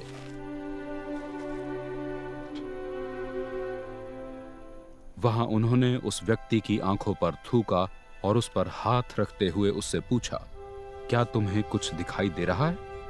उसने ऊपर दृष्टि करते हुए कहा, मुझे लोग दिख रहे हैं, परंतु वे ऐसे दिख रहे हैं जैसे चलते फिरते पेड़। मसीह यीशु ने दोबारा उस पर अपने हाथ रखे और उसकी ओर एकटक देखा और उसे दृष्टि प्राप्त हो गई। उसे सब कुछ साफ साफ दिखाई देने लगा। मसीह यीशु ने उसे उसके घर भेजते हुए कहा, अब इस गांव में कभी ना आना।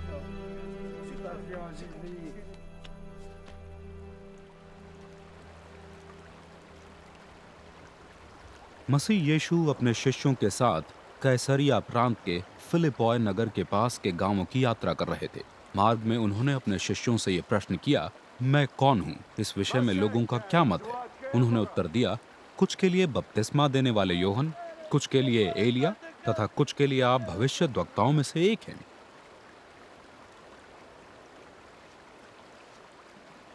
तुम्हारा अपना मत क्या है? मसीह यीशु ने उनसे आगे प्रश्न किया। पतरस ने उत्तर दिया, आप मसीह हैं। मसीह यीशु ने शिष्यों को सावधान किया कि वे किसी से भी उनकी चर्चा न करें।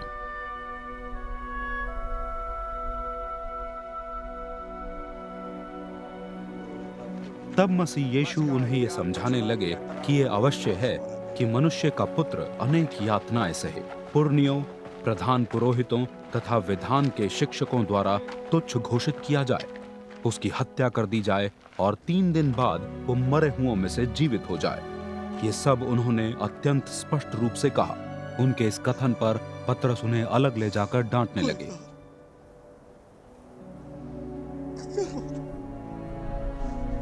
किंतु मसीह यीशु पीछे मुड़े और अपने शिष्यों को देखकर उन्होंने पतरस को डांटा, दूर हो जा मेरी दृष्टि से शैतान। तेरा मन परमेश्वर संबंधी विषयों में नहीं परंतु मनुष्य संबंधी विषयों में लगा हुआ है।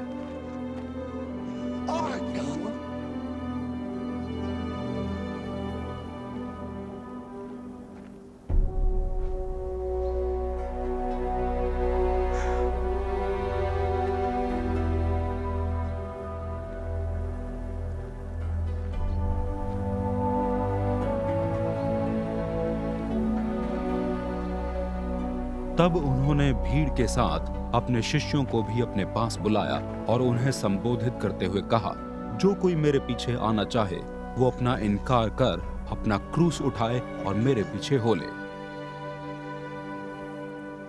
इसलिए कि जो कोई अपने जीवन की रक्षा करना चाहता है वो उसे गंवा देगा, तथा जो कोई मेरे तथा सुसमाचार के लिए अपने प्राण गंवा देता है उसे सुरक्षित पाएगा। क्या लाभ यदि कोई मनुष्य सारा संसार तो प्राप्त कर ले किंतु अपना प्राण खो बैठे? मनुष्य किस वस्तु से अपने प्राणों की तुलना करे? जो कोई इस अविश्वासी तथा पापमय युग में मुझे तथा मेरे वचन को लज्जा का विषय समझता है, मनुष्य का पुत्र भी जब वो अपने पिता की महिमा में पवित्र स्वर्गदूतों के साथ आएगा उसे स्वीकार करने में लज्जा का अनुभव करेगा। तब मसीह यीशु ने उनसे कहा, मैं तुम पर एक अटल सच्चाई प्रकट कर रहा हूँ। यहाँ उपस्थित व्यक्तियों में कुछ ऐसे हैं जो मृत्यु का स्वाद तब तक बिल्कुल न चखेंगे जब तक वे परमेश्वर के राज्य को सामर्थ्य के साथ आया हुआ न देख लें।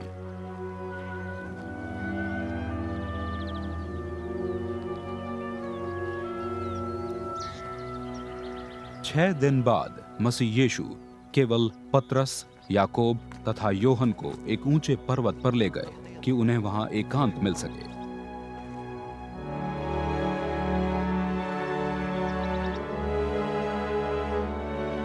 वहां उन्हीं के सामने मसीह यीशु का रूपांतरण हुआ। उनके वस्त्र उज्जवल तथा इतने अधिक सफेद हो गए कि पृथ्वी पर कोई भी किसी भी रीति से इतनी उज्जवल सफेदी नहीं ला सकता। उन्हें वहां मोशे के साथ एलिया दिखाई दिए। वे मसीह यीशु के साथ बातें कर रहे थे। ये देख पतरस बोल उठे, रब्बी, हमारा यहाँ होना कितना सुखद है। हम यहाँ 3 मंडप बनाए, एक आपके लिए, एक मोशे के लिए तथा एक एलिया के लिए। पतरस को ये मालूम ही न था कि वो क्या कहे जा रहे हैं। इतने अत्यधिक भयभीत हो गए थे शिष्य। तभी एक बादल ने वहां अचानक प्रकट होकर उन्हें ढक लिया और उसमें से निकला एक शब्द सुनाई दिया, ये मेरा पुत्र है, मेरा परम प्रिय, जो वो कहता है उस पर ध्यान दो। तभी उन्होंने देखा कि मसीह यीशु के अतिरिक्त वहां कोई भी न था। पर्वत से नीचे उतरते हुए मसीह यीशु ने शिष्यों को सावधान किया कि जब तक मनुष्य का पुत्र मरे हुओं में से जीवित न हो जाए तब तक जो उन्होंने देखा है उसकी चर्चा किसी से न करें। इस घटना को उन्होंने अपने तक ही सीमित रखा। हाँ, वे इस विषय पर विचार विमर्श अवश्य करते रहे कि मरे हुओं में से जीवित होने का मतलब क्या हो सकता है। शिष्यों ने मसीह यीशु से प्रश्न किया, क्या कारण है कि शास्त्री कहते हैं कि पहले एलिया का आना अवश्य है? मसीह यीशु ने उन्हें उत्तर दिया, सच है, एलिया ही पहले आएगा तथा सब कुछ व्यवस्थित करेगा। अब ये बताओ, पवित्र शास्त्र में मनुष्य के पुत्र के विषय में वर्णन क्यों है कि उसे अनेक यातनाएं दी जाएंगी तथा उसे तुच्छ समझा जाएगा? सुनो, वास्तव में एलिया आ चुके और उन्होंने उनके साथ मनमाना व्यवहार किया, ठीक जैसा कि वर्णन किया गया था।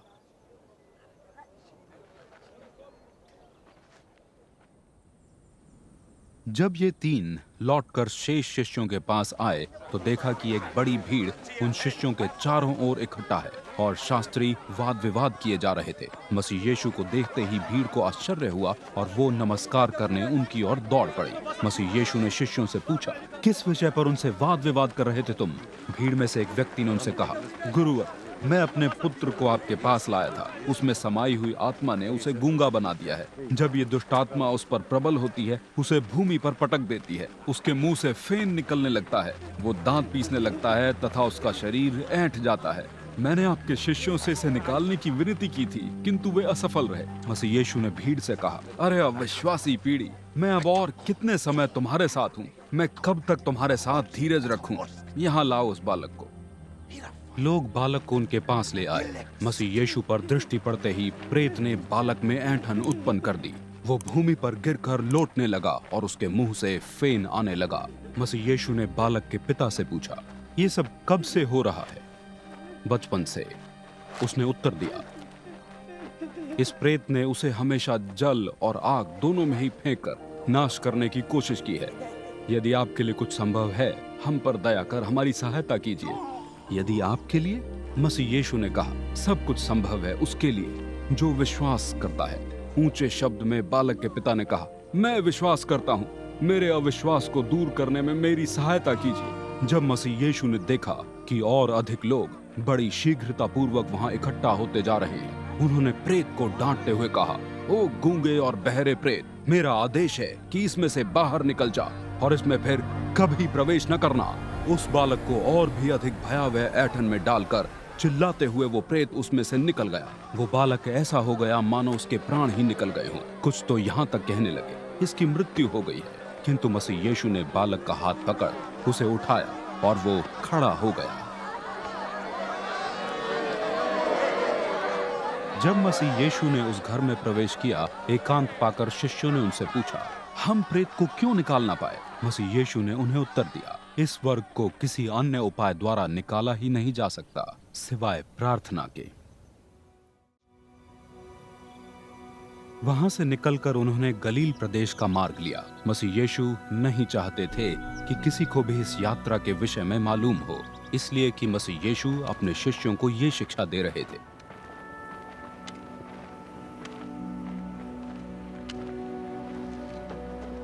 मनुष्य का पुत्र मनुष्यों के हाथों पकड़वा दिया जाएगा, वे उसकी हत्या कर देंगे, 3 दिन बाद वो मरे हुओं में से जीवित हो जाएगा। किंतु ये विषय शिष्यों की समझ से परे रहा तथा वे इसका अर्थ पूछने में डर भी रहे थे।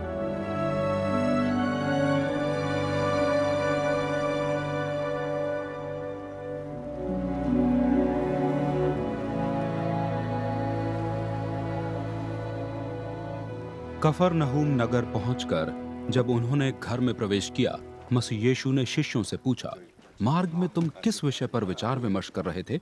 शिष्य मौन बने रहे, क्योंकि मार्ग में उनके विचार विमर्श का विषय था, उनमें बड़ा कौन है। मसीह यीशु ने बैठते हुए 12 को अपने पास बुलाकर उनसे कहा, यदि किसी की इच्छा बड़ा बनने की है, वो छोटा हो जाए और सबका सेवक बने। उन्होंने एक बालक को उनके मध्य खड़ा किया और फिर उसे गोद में लेकर शिष्यों को संबोधित करते हुए कहा, जो कोई ऐसे बालक को मेरे नाम में स्वीकार करता है, मुझे स्वीकार करता है, तथा जो कोई मुझे स्वीकार करता है, वो मुझे नहीं परंतु मेरे भेजने वाले को स्वीकार करता है। यूहन्ना ने मसीह यीशु को सूचना दी, गुरुवर, हमने एक व्यक्ति को आपके नाम में प्रेत निकालते हुए देखा है। हमने उसे रोकने का प्रयास किया क्योंकि वो हम में से नहीं है। मत रोको उसे। मसीह यीशु ने उन्हें आज्ञा दी, कोई भी जो मेरे नाम में अद्भुत काम करता है, दूसरे ही क्षण मेरी निंदा नहीं कर सकता, क्योंकि वो व्यक्ति जो हमारे विरुद्ध नहीं है, हमारे पक्ष में ही है।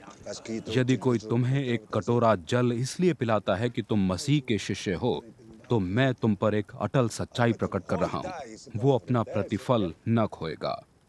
और यदि कोई इन मासूम बालकों के, जिन्होंने मुझ पर विश्वास रखा है, पतन का कारण बने, उसके लिए सही यही होगा कि उसके गले में चक्की का पाट बांध उसे समुद्र में फेंक दिया जाए। यदि तुम्हारा हाथ तुम्हारे लिए ठोकर का कारण बने, तो उसे काट फेंको। तुम्हारे लिए सही ये होगा कि तुम एक विकलांग के रूप में जीवन में प्रवेश करो, बजाय इसके कि तुम दोनों हाथों के होते हुए नर्क में जाओ, जहाँ आग कभी नहीं बुझती, जहाँ उनका कीड़ा कभी नहीं मरता, जहाँ आग कभी नहीं बुझती। यदि तुम्हारा पांव तुम्हारे लिए ठोकर का कारण हो जाता है, उसे काट फेंको। तुम्हारे लिए सही यही होगा कि तुम लंगड़े के रूप में जीवन में प्रवेश करो, बजाय इसके कि तुम 2 पांवों के होते हुए नरक में फेंके जाओ, जहाँ उनका कीड़ा कभी नहीं मरता, जहाँ आग कभी नहीं बुझती।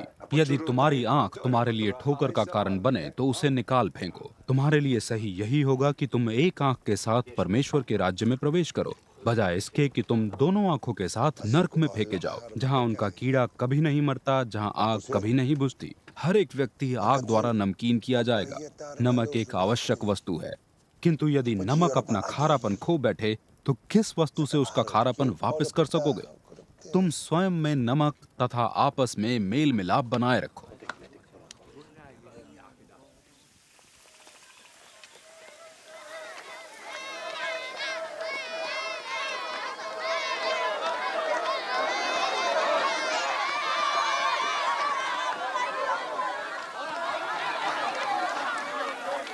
मसीह यीशु वहां से निकलकर यहूदिया के उस क्षेत्र में चले गए जो यरदन नदी के पार था। भीड़ फिर से उनके चारों ओर इकट्ठी हो गई। अपनी रीति के अनुसार मसीह यीशु ने एक बार फिर उन्हें शिक्षा देना प्रारंभ किया। उन्हें परखने के उद्देश्य से कुछ फरीसी उनके पास आ गए। उन्होंने मसीह यीशु से प्रश्न किया, क्या पुरुष के लिए पत्नी से तलाक लेना व्यवस्था के अनुसार है? मसीह यीशु ने ही उनसे प्रश्न किया, तुम्हारे लिए मोशे का आदेश क्या है? फरीसियों ने उन्हें उत्तर दिया, मोशे ने तलाक पत्र लिखकर पत्नी का त्याग करने की अनुमति दी है। मसीह यीशु ने उन्हें समझाया, तुम्हारे कठोर हृदय के कारण मोशे ने तुम्हारे लिए ये आज्ञा रखी, किंतु वास्तव में सृष्टि के प्रारंभ ही से परमेश्वर ने उन्हें नर और नारी बनाया। यही कारण है कि पुरुष अपने माता पिता से मोहबंध तोड़ देगा, वे दोनों एक शरीर हो जाएंगे। परिणाम स्वरूप अब वे दोनों दो नहीं परंतु एक शरीर हैं। इसलिए जिन्हें स्वयं परमेश्वर ने जोड़ा है, उन्हें कोई मनुष्य अलग ना करे।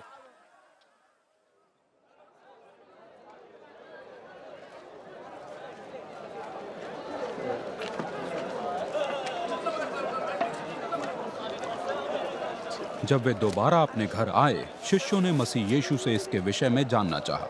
मसीह यीशु ने उन्हें समझाया, यदि कोई अपनी पत्नी से तलाक लेकर अन्य स्त्री से विवाह करता है, वो उस अन्य स्त्री के साथ व्यभिचार करता है। यदि स्वयं स्त्री अपने पति से तलाक लेकर अन्य पुरुष से विवाह कर लेती है, वो भी व्यभिचार करती है। मसीह यीशु को छू लेने के उद्देश्य से लोग बालकों को उनके पास ला रहे थे। इस पर शिष्य उन्हें डांटने लगे। ये देख मसीह यीशु ने अप्रसन्न होते हुए उनसे कहा, बालकों को यहाँ आने दो, उन्हें मेरे पास आने से मत रोको, क्योंकि स्वर्ग राज्य ऐसों का ही है। मैं तुम पर एक अटल सच्चाई प्रकट कर रहा हूँ, जो कोई परमेश्वर के राज्य को बालकों के समान स्वीकार नहीं करता, उसका इसमें प्रवेश संभव ही नहीं है। तब मसीह यीशु ने बालकों को अपनी गोद में लिया और उन पर हाथ रख उन्हें आशीर्वाद दिया।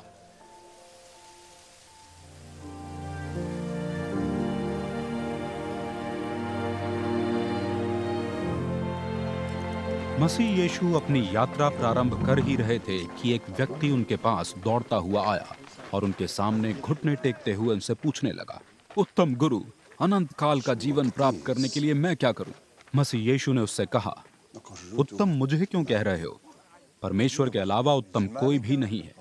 आज्ञा तो तुम्हें मालूम ही है, हत्या ना करो, व्यभिचार ना करो, चोरी ना करो, झूठी गवाही ना दो, छल ना करो, माता पिता का सम्मान करो। उसने उत्तर दिया, गुरुवर, मैं बाल्यावस्था से इनका पालन करता आया हूं। युवक को एक टक देखते हुए मसीह यीशु का हृदय उस युवक के प्रति स्नेह से भर गया। उन्होंने उससे कहा, एक ही कमी है तुम में, जाओ अपनी सारी संपत्ति बेचकर प्राप्त राशि गरीबों में बांट दो, धन तुम्हें स्वर्ग में प्राप्त होगा। लौट कर आओ और मेरा अनुगमन करो। ये शब्द सुनते ही उसका मुंह लटक गया। वो शोकित हृदय से लौट गया, क्योंकि वो बड़ी संपत्ति का स्वामी था। मसीह यीशु ने अपने आसपास इकट्ठा शिष्यों से कहा, परमेश्वर के राज्य में धनवानों का प्रवेश कितना कठिन होगा। मसीह यीशु के इन विचारों से शिष्य चकित रह गए। एक बार फिर मसीह यीशु ने उनसे कहा, अज्ञानियों, कैसा कठिन होता है, कितना कठिन होगा परमेश्वर के राज्य में प्रवेश।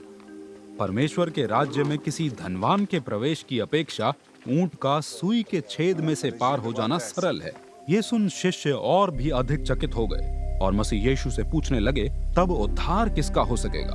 उनकी ओर देखते हुए मसीह यीशु ने कहा, मनुष्यों के लिए तो यह असंभव है, किंतु परमेश्वर के लिए नहीं। परमेश्वर के लिए सभी कुछ संभव है। पतरस मसीह यीशु से बोले, हम तो अपना सब कुछ त्याग कर आपके पीछे हो लिए हैं। मसीह यीशु ने उत्तर दिया, मैं तुम पर एक अटल सच प्रकट कर रहा हूँ, ऐसा कोई भी नहीं जिसने मेरे तथा सुसमाचार के हित में अपने परिवार, भाई बहन, माता पिता, संतान या संपत्ति का त्याग किया हो, उसे इस युग में सताव के साथ प्रतिफल स्वरूप परिवार, भाई बहन, माता पिता, संतान तथा संपत्ति का 100 गुना तथा आने वाले समय में अनंत काल का जीवन प्राप्त ना होगा। किंतु अनेक जो पहले हैं अंतिम होंगे तथा जो अंतिम हैं वे पहले।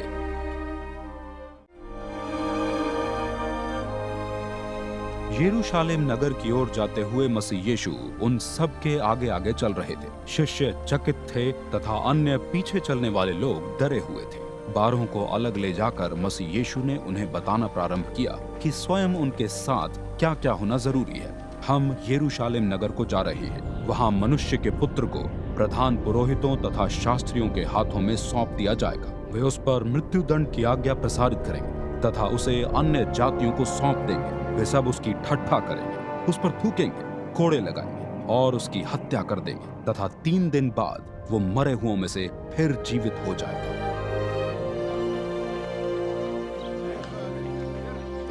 जेबिदियास के दोनों पुत्र याकूब तथा योहन मसीह यीशु के पास आकर विनती कर कहने लगे, गुरुवर, हमारी इच्छा है कि हम आपसे जो भी विनती करें आप उसे हमारे लिए पूरी कर दें। मसीह यीशु ने उनसे पूछा, क्या चाहते हो? हमारी इच्छा है कि आपकी महिमा के समय हम आपकी दाईं तथा बाईं ओर में बैठें। उन्होंने विनती की।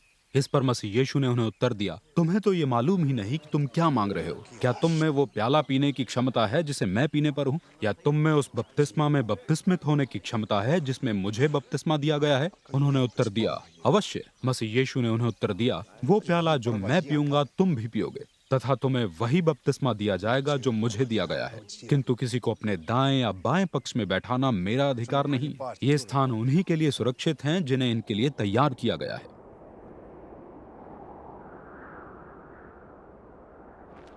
जब शेष 10 ने ये सब सुना तो वे याकूब और योहन पर नाराज हो गए। उन सबको अपने पास बुलाकर मसीह यीशु ने उनसे कहा, वे जो अन्य जातियों में शासकों के रूप में जाने जाते हैं उनको दबाया करते तथा उनके बड़े अधिकारी उन पर अपना अधिकार दिखाया करते हैं, किंतु तुम्हारे विषय में ऐसा नहीं है। तुम में जो बड़ा बनने का इच्छुक है उसको तुम्हारा सेवक हो जाना जरूरी है। तुम में जो प्रथम होने का इच्छुक है उसको सबका दास हो जाना जरूरी है, क्योंकि स्वयं मनुष्य का पुत्र अन्यों से सेवा कराने नहीं परंतु सेवा करने तथा अनेकों के उद्धार के लिए फिरौती के रूप में अपने प्राण बलिदान करने आया है।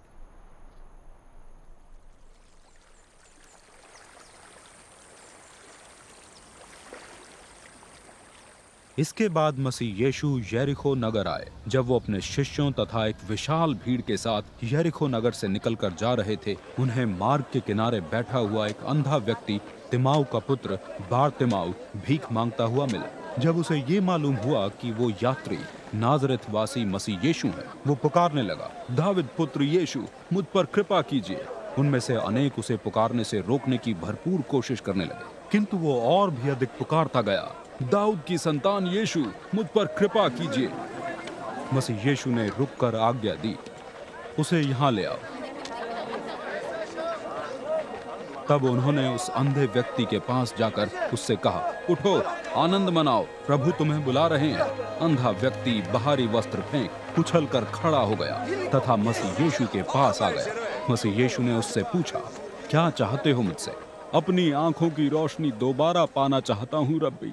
अंधे ने उत्तर दिया।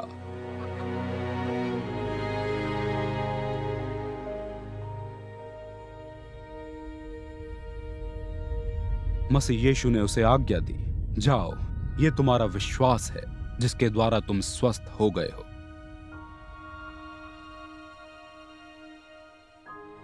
उसी क्षण उस व्यक्ति की आंखों की रोशनी लौट आई और वो उनके पीछे चलने लगा।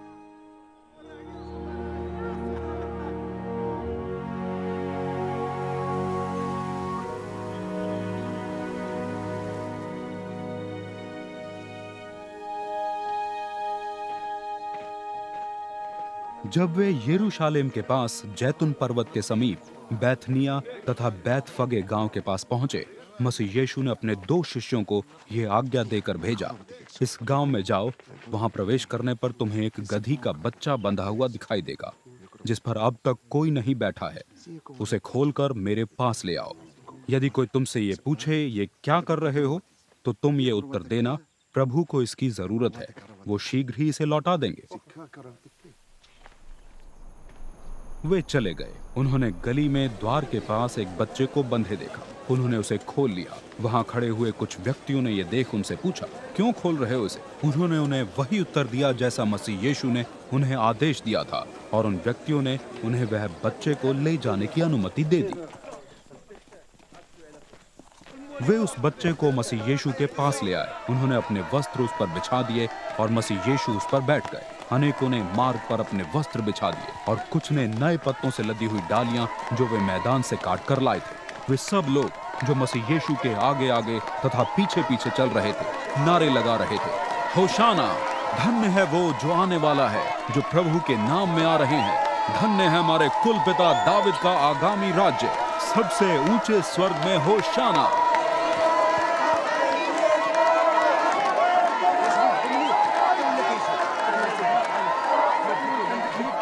यरूशलेम नगर में प्रवेश करने पर मसीह यीशु मंदिर में आए।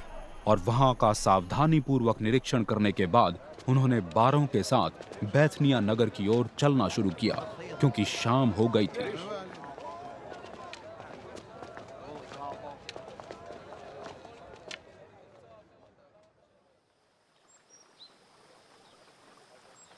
दूसरे दिन जब वे बैथनिया से चले तो मसीह यीशु को भूख लगी। दूर ही से उन्हें अंजीर का एक हरा भरा पेड़ दिखाई दिया। वो उस पेड़ के पास आए कि कदाचित उन्हें उसमें कुछ मिल जाए, किंतु वहां उन्हें पत्तियों के अतिरिक्त कुछ भी न मिला, क्योंकि उसमें फल लगने का समय अभी नहीं आया था। उस पेड़ से मसीह यीशु ने कहा, अब तुझसे कभी भी कोई फल ना खाए। शिष्य ये सुन रहे थे।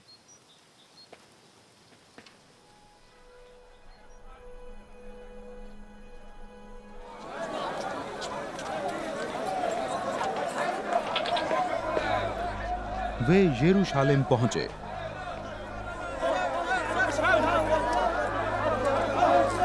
और मसीह यीशु ने मंदिर में जाकर वहां खरीदी बिक्री कर रहे व्यक्तियों को बाहर निकालना प्रारंभ कर दिया।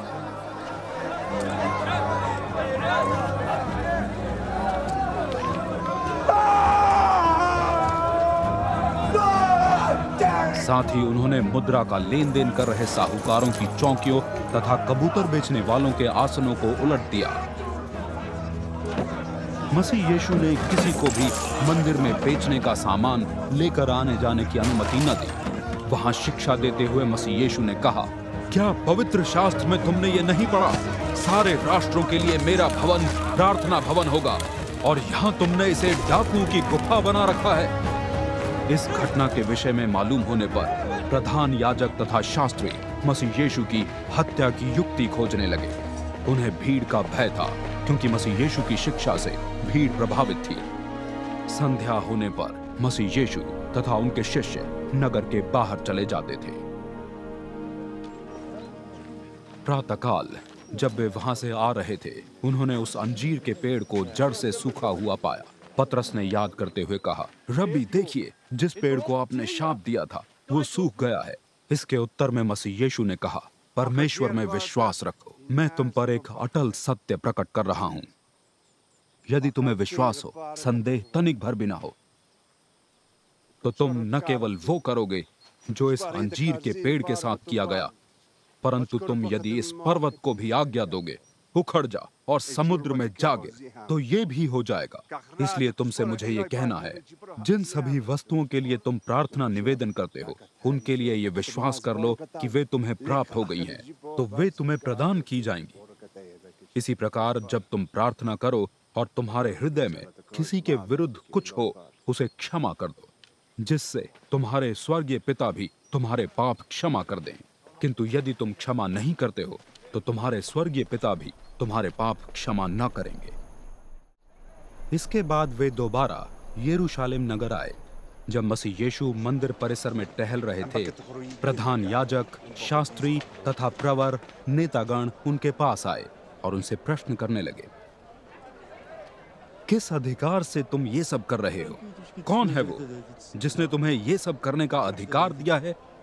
मसीह यीशु ने उन्हें उत्तर दिया, आप लोगों से मैं भी एक प्रश्न करूंगा। जब आप मुझे उसका उत्तर देंगे, तब मैं भी आपके इस प्रश्न का उत्तर दूंगा कि मैं किस अधिकार से ये सब कर रहा हूं।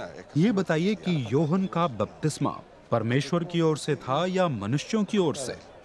वे आपस में विचार विमर्श करने लगे। यदि हम ये कहते हैं कि वो परमेश्वर की ओर से था, तो ये कहेगा, तब आप लोगों ने उस पर विश्वास क्यों नहीं किया? और यदि हम ये कहें मनुष्यों की ओर से, वस्तुतः ये कहने में उन्हें जनसाधारण का भय था, क्योंकि जनसाधारण योहन को भविष्यद्वक्ता मानता था। उन्होंने मसीह यीशु को उत्तर दिया, हम नहीं जानते। मसीह यीशु ने उन्हें उत्तर दिया, ठीक है, मैं भी तुम्हें यह नहीं बताता कि मैं ये सब किस अधिकार से कर रहा हूं।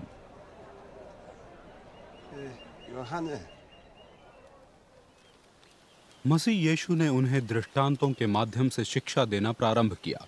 एक व्यक्ति ने बगीचे में अंगूर की बेल लगाई, उसके चारों ओर बाड़ लगाई, उसमें रसकुंड खोदा, रक्षा करने का मचान बनाया और उसे किसानों को पट्टे पर देकर यात्रा पर चला गया।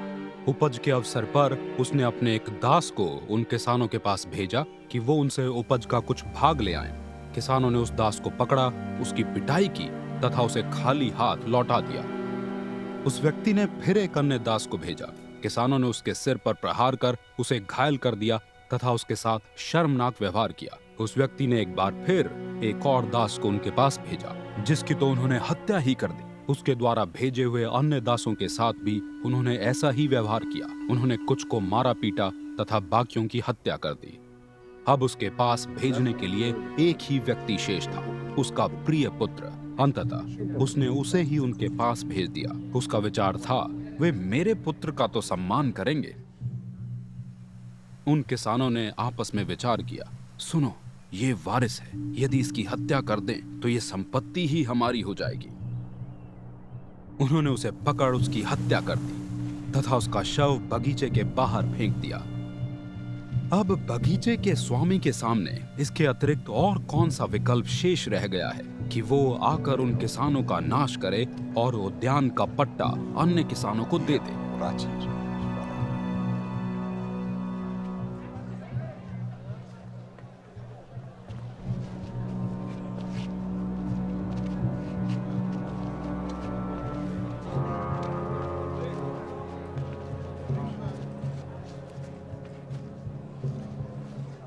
क्या तुमने पवित्र शास्त्र का ये लेख नहीं पढ़ा? जिस पत्थर को राजमिस्त्रियों ने निकम्मा घोषित कर दिया था, वही कोने का मुख्य पत्थर बन गया। ये प्रभु की ओर से हुआ और ये हमारी दृष्टि में अद्भुत है। यहूदी मसीह यीशु को पकड़ने की युक्ति तो कर ही रहे थे, किंतु उन्हें भीड़ की प्रतिक्रिया का भी भय था। वे ये भली भांति समझ गए थे कि ये दृष्टांत उन्हीं के लिए था। वस्तुतः इस अवसर पर वे मसीह यीशु को छोड़ वहां से चले गए।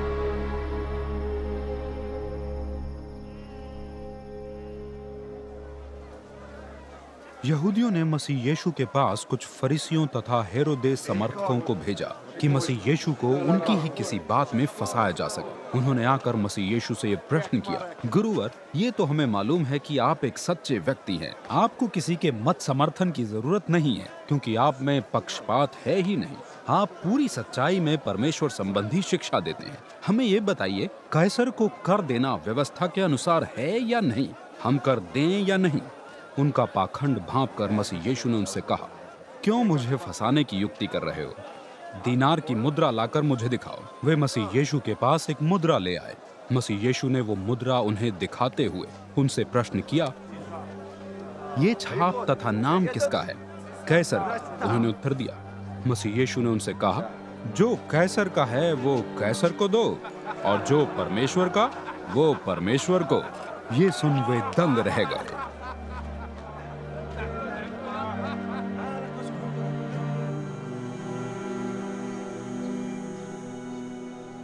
कुछ सदूकी मसीह यीशु के पास आए। सदूकियों की मान्यता है कि मृतक दोबारा जीवित नहीं होते। उन्होंने मसीह यीशु से प्रश्न किया, गुरुवर, हमारे लिए मोशे का आदेश है कि यदि किसी का भाई अपनी पत्नी पीछे छोड़ निस्संतान मर जाए तो उसका भाई उस विधवा से विवाह करे और अपने भाई के लिए संतान उत्पन्न करे।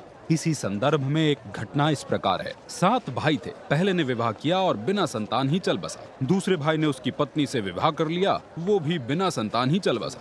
तीसरे भाई की भी यही स्थिति रही। इस प्रकार 7 भाइयों की मृत्यु बिना संतान ही हो गई। इसके बाद उस स्त्री की भी मृत्यु हो गई। पुनरुत्थान में दोबारा जी उठने पर वो किसकी पत्नी कहलाएगी? क्योंकि वो तो 7 भाइयों की पत्नी रह चुकी है। मसीह यीशु ने उन्हें उत्तर दिया, क्या तुम्हारी इस भूल का कारण ये नहीं कि तुम न तो पवित्र शास्त्र का भेद समझते हो और न ही परमेश्वर के सामर्थ्य को? पुनरुत्थान में लोग न तो विवाहित होते हैं और न ही वहां विवाह कराए जाते हैं। वहां वे स्वर्गदूतों के समान होंगे। जहां तक मरे हुओं के दोबारा जी उठने का प्रश्न है, क्या तुमने मोशे के ग्रंथ में नहीं पढ़ा, जहां जलती हुई झाड़ी का वर्णन है? परमेश्वर ने मोशे से कहा था, मैं ही अब्राहम का परमेश्वर, इसहाक का परमेश्वर तथा याकूब का परमेश्वर हूं। आप लोग बड़ी गंभीर भूल में पड़े हैं। वो मरे हुओं के नहीं, परंतु जीवितों के परमेश्वर हैं। उसी समय एक शास्त्री वहां से जा रहा था। उसने उनका वार्तालाप सुन लिया। ये देख कि मसीह यीशु ने उन्हें सटीक उत्तर दिया है। उसने मसीह यीशु से पूछा, सबसे बड़ी आज्ञा कौन सी है? मसीह यीशु ने उत्तर दिया, सबसे बड़ी आज्ञा है, सुनो इस्राएलियों, यावे हमारे परमेश्वर अद्वितीय यावे हैं। तुम यावे तुम्हारे परमेश्वर से अपने सारे हृदय, सारे प्राण, सारे मस्तिष्क तथा सारी शक्ति से प्रेम करो। दूसरी आज्ञा है, तुम अपने पड़ोसी से अपने ही समान प्रेम करो। इनसे बढ़कर कोई और आज्ञा है ही नहीं। उस शास्त्री ने मसीह यीशु से कहा, अति सुंदर गुरुवर, आपका कहना हमेशा ही सत्य है, वही एकमात्र है, उनके अतिरिक्त और कोई नहीं है, तथा उनसे ही सारे हृदय, सारे समझ तथा सारी शक्ति से प्रेम करना तथा अपने पड़ोसी से अपने समान प्रेम करना सभी बलियों तथा आग बलियों से बढ़कर है। जब मसीह यीशु ने देखा कि उसने बुद्धिमानी से उत्तर दिया है, उन्होंने उससे कहा, तुम परमेश्वर के राज्य से दूर नहीं। इसके बाद किसी में भी उनसे और प्रश्न करने का साहस न रहा।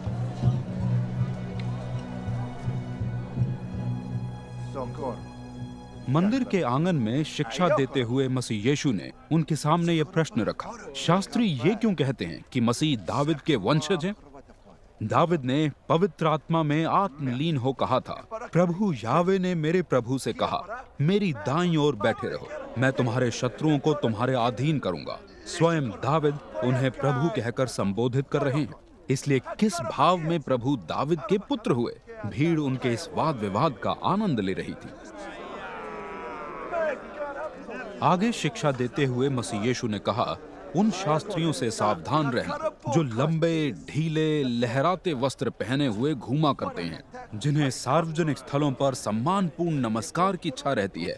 उन्हें सभागृहों में प्रधान आसन तथा भोज के अवसरों पर मुख्य स्थान की आशा रहती है। वे विधवाओं के घर हड़प जाते हैं तथा मात्र दिखावे के उद्देश्य से लंबी लंबी प्रार्थनाएं करते हैं। कठोरतम होगा इनका दंड।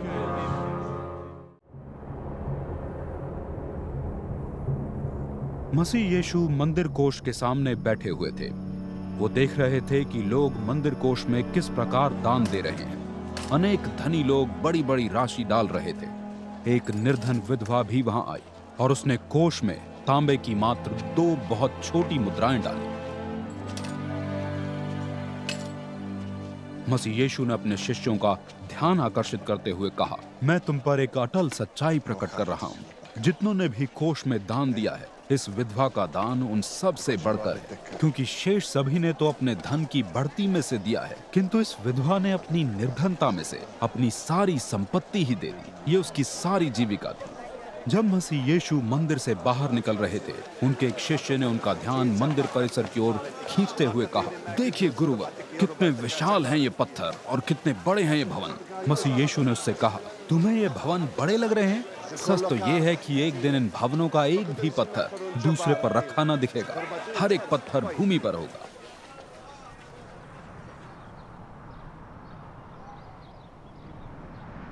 मसीह यीशु जैतून पर्वत पर मंदिर की ओर मुख किए हुए बैठे थे। एकांत पाकर पतरस, याकूब, योहन तथा आंद्रयास ने मसीह यीशु से ये प्रश्न किया, हमको ये बताइए कि ये कब घटित होगा तथा इन सब के निष्पादन पूरा किया जाना के समय का लक्षण क्या होगा? तब मसीह यीशु ने वर्णन करना प्रारंभ किया, इस विषय में अत्यंत सावधान रहना कि कोई तुम्हें भटका न दे। अनेक मेरे नाम से आएंगे और ये दावा करेंगे, मैं ही वो हूँ, तथा अनेकों को भटका देंगे। तुम युद्ध तथा युद्धों के समाचार सुनोगे। याद रहे कि तुम इससे विचलित ना हो जाओ, क्योंकि इनका घटित होना जरूरी है, किंतु इसे ही अंत ना समझ लेना। राष्ट्र राष्ट्र के तथा राज्य राज्य के विरुद्ध उठ खड़ा होगा। हर जगह अकाल पड़ेंगे तथा भूकंप आएंगे, किंतु ये सब घटनाएं प्रसव वेदना का प्रारंभ मात्र होंगी। फिर भी चौकस रहना, वे तुम्हें पकड़कर न्यायालय को सौंप देंगे। यहूदी सभागृहों में तुम्हें कोड़े लगाए जाएंगे। मेरे लिए तुम्हें शासकों तथा राजाओं के सामने प्रस्तुत किया जाएगा कि तुम उनके सामने मेरे गवाह हो जाओ। ये जरूरी है कि इसके पहले सभी राष्ट्रों में सुसमाचार का प्रचार किया जाए। जब तुम बंदी बनाए जाओ और तुम पर मुकदमा चलाया जाए, तो ये चिंता ना करना कि तुम्हें वहाँ क्या कहना है। तुम वही कहोगे जो कुछ तुम्हें वहाँ उसी समय बताया जाएगा, क्योंकि वहाँ तुम नहीं परंतु पवित्र आत्मा अपना पक्ष प्रस्तुत कर रहे होंगे। भाई भाई को तथा पिता अपनी संतान को मृत्यु के लिए सौंप देगा। संतान अपने माता पिता के विरुद्ध उठ खड़ी होगी तथा उन्हें मृत्यु के लिए पकड़वा देगी। मेरे कारण सभी तुमसे घृणा करेंगे, किंतु उद्धार वही पाएगा जो अंत तक धीरज धरेगा तथा स्थिर रहेगा। उस समय जब वो उजाड़ने वाली घृणित वस्तु जो निर्जनता उत्पन्न करती जाती है तुम्हें ऐसे स्थान में खड़ी दिखे जो उसका निर्धारित स्थान नहीं है, पाठक इसे समझ लें। तब यहूदिया प्रदेशवासी पर्वतों पर भाग कर जाएं। उस समय वे जो घर की छत पर हैं, घर में से कोई भी वस्तु लेने के उद्देश्य से न तो नीचे उतरे और न ही घर में प्रवेश करे। वो जो अपने खेत में काम कर रहे हों, अपना बाहरी वस्त्र लेने लौट कर न आए। दयनीय होगी गर्भवती और शिशुओं को दूध पिलाती स्त्रियों की स्थिति। प्रार्थना करते रहो, ऐसा न हो कि तुम्हें जाड़े में भागना पड़े, क्योंकि वो महाक्लेश काल होगा, ऐसा कि जो न तो सृष्टि के प्रारंभ से आज तक देखा गया, न ही इसके बाद दोबारा देखा जाएगा। यदि प्रभु द्वारा इसकी काल अवधि घटाई न जाती तो कोई भी जीवित न रहता। कुछ चुने हुए विशेष लोगों के लिए ये अवधि घटा दी जाएगी। उस समय यदि कोई आकर तुम्हें सूचित करे, सुनो सुनो मसीह यहाँ है या वो वहाँ है, तो विश्वास न करना, क्योंकि अनेक झूठे मसीह तथा अनेक झूठे भविष्यद्वक्ता उठ खड़े होंगे। वे प्रभावशाली चमत्कार चिन्ह दिखाएंगे तथा अद्भुत काम करेंगे कि यदि संभव हुआ तो परमेश्वर द्वारा चुने हुओं को भी भटका दे। सावधान रहना, मैंने समय से पूर्व ही तुम्हें इसकी चेतावनी दे दी है। उन दिनों में क्लेश के तुरंत बाद सूर्य अंधेरा हो जाएगा और चंद्रमा प्रकाश न देगा तथा आकाश से तारे नीचे गिरने लगेंगे। आकाश मंडल की शक्तियां हिलाई जाएंगी। तब आकाश में मनुष्य के पुत्र का चिन्ह प्रकट होगा। पृथ्वी के सभी कुल दुखी हो जाएंगे और वे मनुष्य के पुत्र को आकाश में बादलों पर सामर्थ्य और प्रताप के साथ आता हुआ देखेंगे। मनुष्य का पुत्र अपने स्वर्ग दूतों को भेजेगा, जो चारों दिशाओं से पृथ्वी के एक छोर से आकाश के दूसरे छोर तक जाकर उनके चुने हुओं को इकट्ठा करेंगे। अंजीर के पेड़ से शिक्षा लो। जब उसमें कोंपलें फूटने लगती और पत्तियां निकलने लगती हैं, तो तुम जान लेते हो कि गर्मी का समय पास है। इसी प्रकार तुम जब भी इन सभी घटनाओं को देखो तो समझ लेना कि वो पास हैं, परंतु द्वार पर ही हैं। मैं तुम पर एक अटल सच्चाई प्रकट कर रहा हूँ। इन घटनाओं के पूरे हुए बिना इस युग का अंत नहीं होगा। आकाश तथा पृथ्वी का मिट जाना संभव है, किंतु मेरे शब्द का नहीं। वास्तव में उस दिन तथा उस क्षण के विषय में किसी को मालूम नहीं है, स्वर्ग में न स्वर्ग दूतों को और न ही पुत्र को, ये मात्र पिता को ही मालूम है। अब इसलिए कि तुम्हें उस विशेष क्षण के घटित होने के विषय में कुछ भी मालूम नहीं है, सावधान रहो, सतर्कता बनाए रखो। ये स्थिति ठीक वैसी ही है जैसे उस व्यक्ति की जो अपनी सारी गृहस्थी अपने दासों को सौंपकर दूर यात्रा पर निकल पड़ा। उसने हर एक दास को भिन्न भिन्न जिम्मेदारी सौंपी और द्वारपाल को भी सावधान रहने की आज्ञा दी। इसी प्रकार तुम भी सावधान रहो, क्योंकि तुम ये नहीं जानते कि घर का स्वामी लौटकर कब आएगा। शाम को, आधी रात या भोर को मुर्गे की बांग के समय। ऐसा ना हो कि उसका आना अचानक हो और तुम गहरी नींद में पाए जाओ। जो मैं तुमसे कह रहा हूं वो सभी से संबंधित है, सावधान रहो।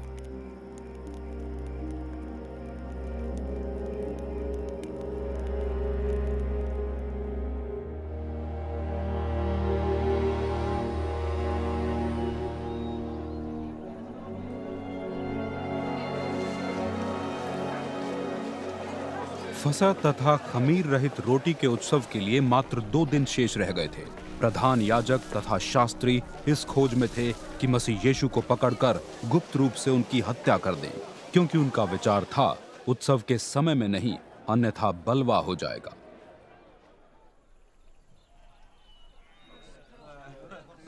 मसीह यीशु बैथनिया नगर आए। वहां वो पूर्व कोढ़ रोगी शिमोन नामक व्यक्ति के घर पर भोजन के लिए बैठे थे। एक स्त्री वहां संगमरमर के बर्तन में शुद्ध जटामासी का अत्यंत कीमती इत्र ले आई। उसने उस बर्तन को तोड़ वो इत्र मसीह यीशु के सिर पर उंडेल दिया। उपस्थित अतिथियों में से कुछ क्रुद्ध हो आपस में बड़बड़ाने लगे। क्यों कर दिया इसने इस इत्र का फिजूल खर्च? इसे 300 दिनार से भी अधिक दाम पर बेचकर वो राशि निर्धनों में वितरित की जा सकती थी। वे उस स्त्री को इसके लिए डांटने लगे, किंतु मसीह यीशु ने उनसे कहा, छोड़ दो उसे, क्यों सता रहे हो उसे? उसने मेरे लिए एक सराहनीय काम किया है। जहां तक निर्धनों का प्रश्न है, वे तो तुम्हारे साथ हमेशा ही रहेंगे। तुम उनकी सहायता तो कभी भी कर सकते हो। किंतु मैं तुम्हारे साथ हमेशा नहीं रहूंगा। जो उसके लिए संभव था वो उसने किया है। उसने मेरी देह का अभिषेक मेरे अंतिम संस्कार से पहले ही कर दिया है। मैं तुम पर एक अटल सच्चाई प्रकट कर रहा हूँ। सभी संसार में जहाँ कहीं सुसमाचार का प्रचार किया जाएगा, इस स्त्री की याद में इसके इस सुंदर कार्य का वर्णन भी किया जाता रहेगा। तब कारियतवासी यहूदा ने, जो 12 शिष्यों में से एक था, मसीह यीशु को पकड़वाने के उद्देश्य से प्रधान पुरोहितों से भेंट की। इससे वे अत्यंत प्रसन्न हो गए और उसे धनराशि देने का वचन दिया।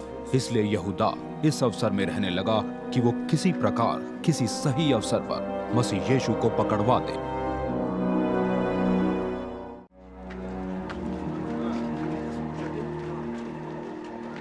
अख़मीरी रोटी के उत्सव के पहले दिन, जो फसह बलि अर्पण की बेला होती थी, शिष्यों ने मसीह यीशु से पूछा, हम आपके लिए फसह कहाँ तैयार करें? आपकी अभिलाषा है क्या? इस पर मसीह यीशु ने अपने 2 शिष्यों को इस निर्देश के साथ भेजा, नगर में जाओ, तुम्हें जल का मटका ले जाता हुआ एक व्यक्ति मिलेगा, उसके पीछे पीछे जाना। वो जिस घर में प्रवेश करेगा, उसके घर के स्वामी से कहना, गुरु ने पूछा है, मेरा अतिथि कक्ष कहाँ है, जहां मैं अपने शिष्यों के साथ फसह खाऊं। वो स्वयं तुम्हें एक विशाल, तैयार तथा सुसज्जित ऊपरी कक्ष दिखा देगा। हमारे लिए वहीं तैयारी करना।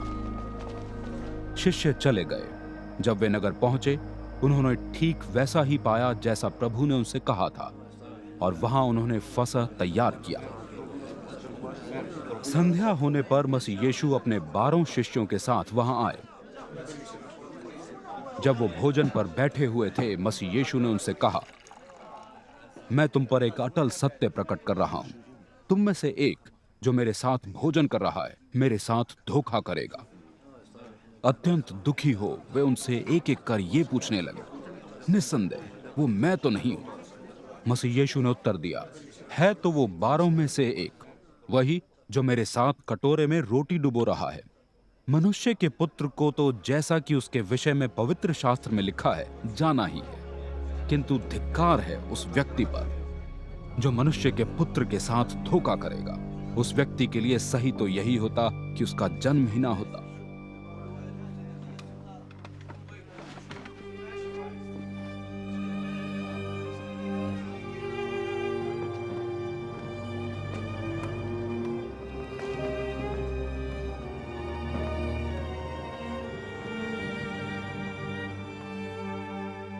भोजन के लिए बैठे हुए मसीह यीशु ने रोटी लेकर उसके लिए आभार धन्यवाद करते हुए उसे तोड़ा और उनमें बांटते हुए कहा, लो, ये मेरा शरीर है।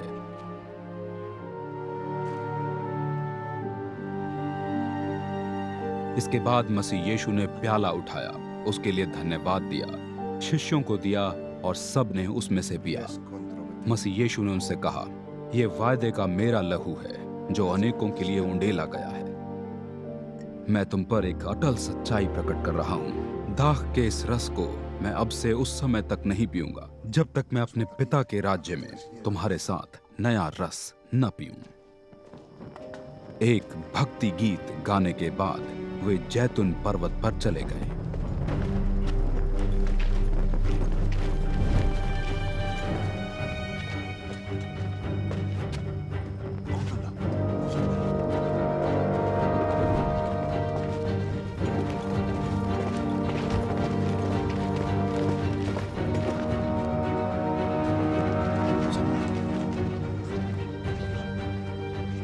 उनसे मसीह यीशु ने कहा, तुम सभी मेरा साथ छोड़कर चले जाओगे, जैसा कि इस संबंध में पवित्र शास्त्र का लेख है।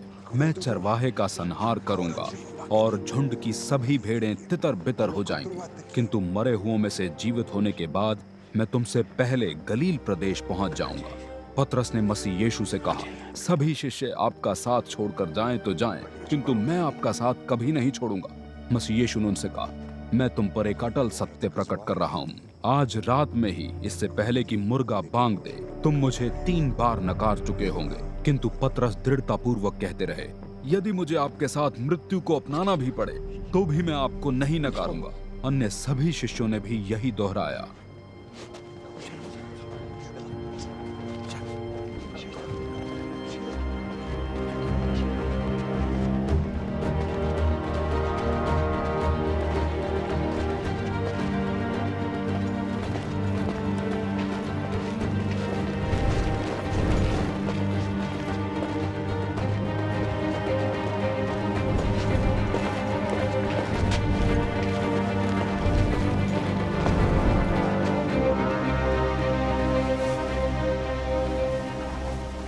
वे गेत्सेमनी नामक स्थान पर आए। मसीह यीशु ने अपने शिष्यों से कहा, जब तक मैं प्रार्थना कर रहा हूँ तुम यहीं ठहरो।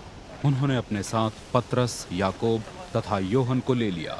वो अत्यंत अधीर तथा व्याकुल हो रहे थे।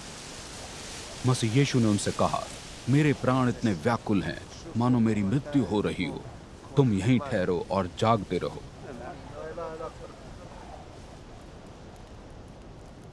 वो उनसे थोड़ी ही दूर गए और भूमि पर गिरकर ये प्रार्थना करने लगे कि यदि संभव हो तो ये क्षण टल जाए। प्रार्थना में उन्होंने कहा, अब्बा पिता, आपके लिए तो सभी कुछ संभव है। मेरे सामने रखे इस प्याले को हटा दीजिए, फिर भी मेरी नहीं आपकी इच्छा के अनुरूप हो। जब मसीह यीशु वहां लौट कर आए तो शिष्यों को सोता हुआ पाया। उन्होंने पतरस से कहा, शिमोन, सोए हुए हो, 1 घंटा भी जागे ना रह सके? जागते रहो, प्रार्थना करते रहो, ऐसा ना हो कि तुम परीक्षा में फंस जाओ। निस्संदेह आत्मा तो तत्पर है किंतु शरीर दुर्बल।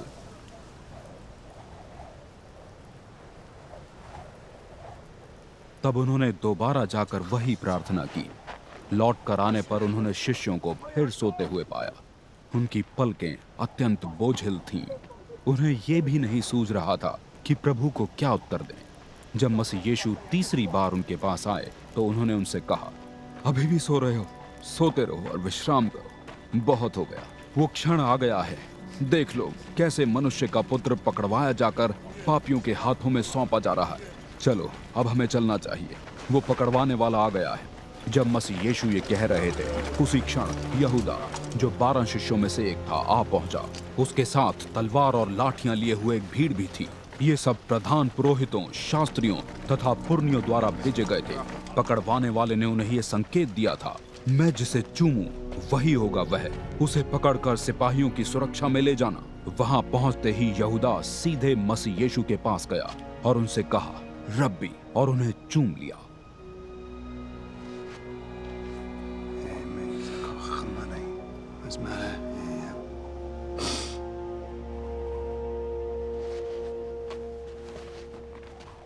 इस पर उन्होंने मसीह यीशु को पकड़कर बांध लिया। उनमें से जो मसीह के साथ थे, एक ने तलवार खींची और महायाजक के दास पर प्रहार कर दिया, जिससे उसका एक कान कट गया।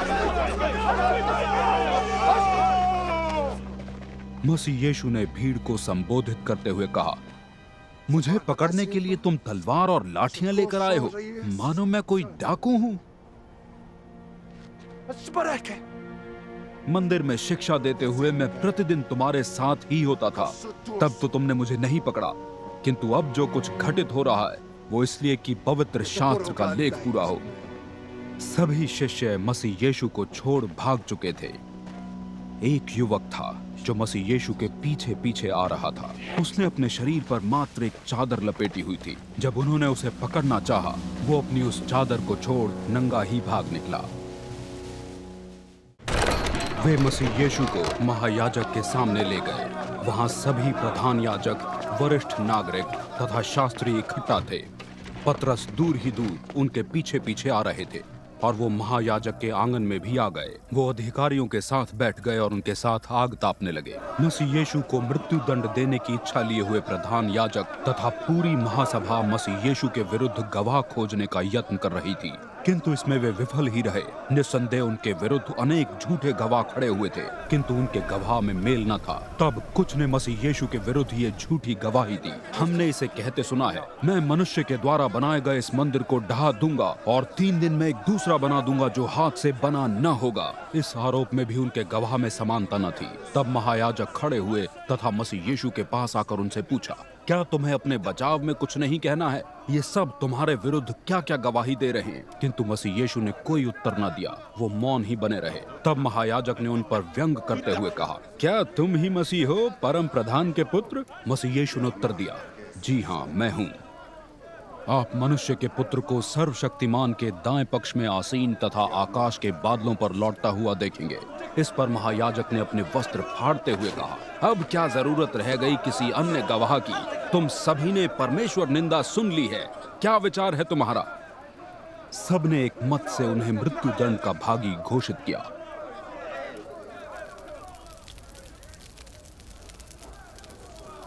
कुछ ने उन पर थूकना प्रारंभ कर दिया।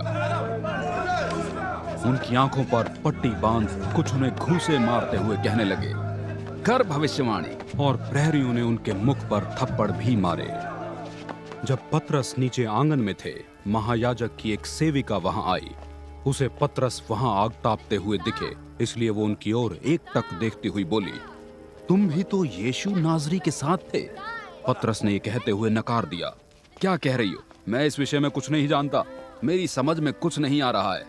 और वो द्वार की ओर चले गए। एक बार फिर जब उस दासी ने उन्हें देखा तो आसपास उपस्थित लोगों से दोबारा कहने लगी, ये भी उन्हीं में से एक है। पतरस ने दोबारा नकार दिया। कुछ समय बाद उनके पास खड़े लोग ही पतरस से कहने लगे, इसमें तो कोई संदेह ही नहीं है कि तुम उनमें से एक हो, क्योंकि तुम भी गलीलवासी हो। किंतु पतरस धिक्कार कर सौगंध खाते हुए कहने लगे, तुम जिस व्यक्ति के विषय में कह रहे हो उसे तो मैं जानता ही नहीं। उसी क्षण मुर्गे ने दूसरी बार बांग दी। पतरस को मसीह यीशु की वो पहले से कही हुई बात याद आई, इसके पहले कि मुर्ग 2 बार बांग दे, तुम 3 बार मुझे नकार चुके होंगे। पतरस फूट फूट कर रोने लगे।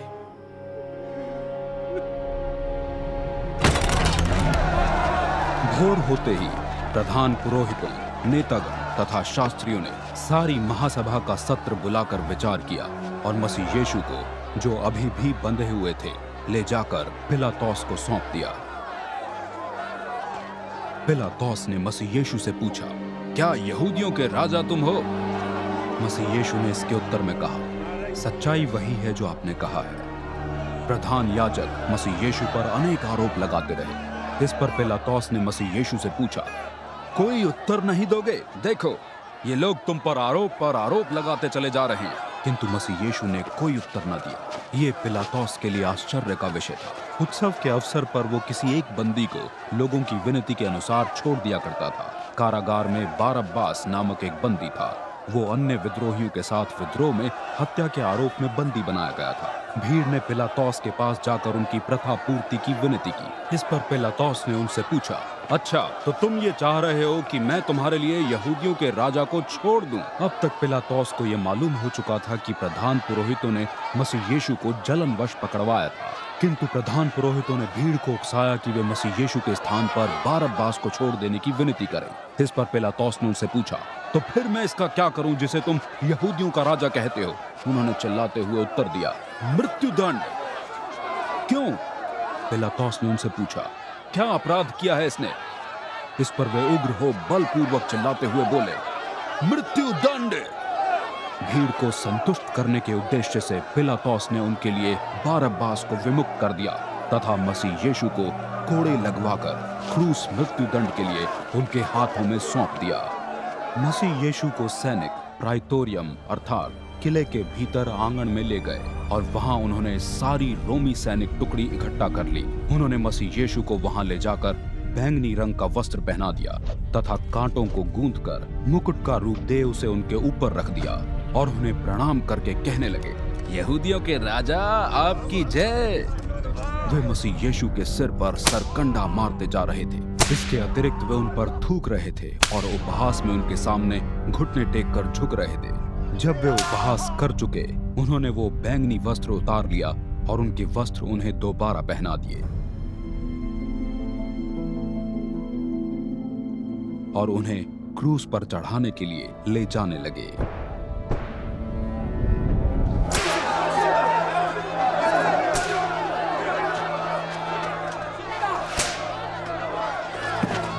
मार्ग में उन्हें कुरेनायास नगरवासी शिमोन नामक व्यक्ति मिला, जो अलेक्जेंद्रास तथा रूफास का पिता था, जिसे उन्होंने मसीह यीशु का क्रूस उठाकर ले चलने के लिए विवश किया।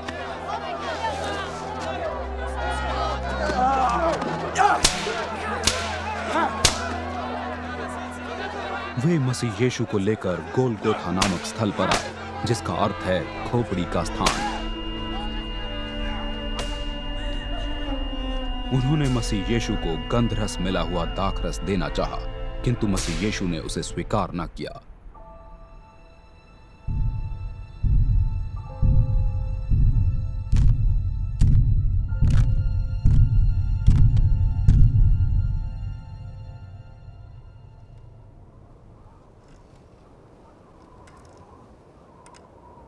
तब उन्होंने मसीह यीशु को क्रूस पर चढ़ा दिया।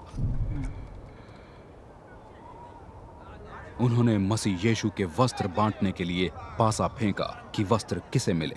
ये दिन का तीसरा घंटा था जब उन्होंने मसीह यीशु को क्रूस पर चढ़ाया था। उनके दोष पत्र पर लिखा था, यहूदियों का राजा।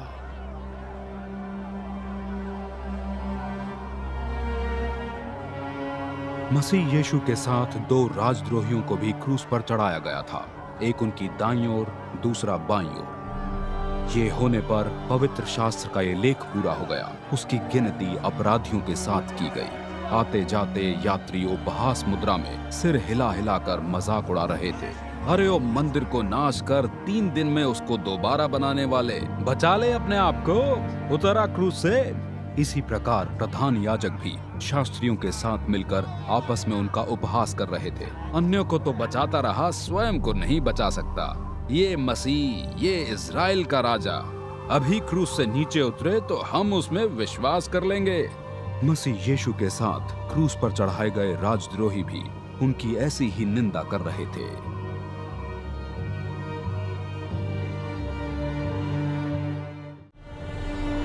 छठे घंटे सारे क्षेत्र पर अंधकार छा गया, जो 9वें घंटे तक छाया रहा।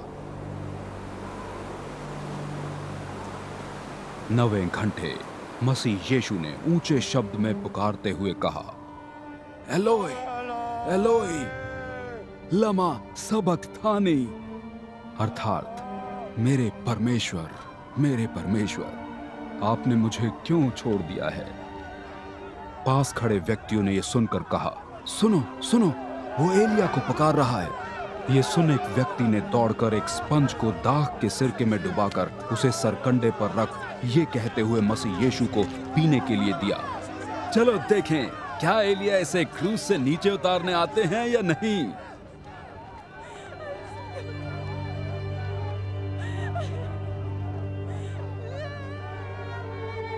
ऊंचे शब्द में पुकारने के साथ मसीह यीशु ने अपने प्राण त्याग दिए।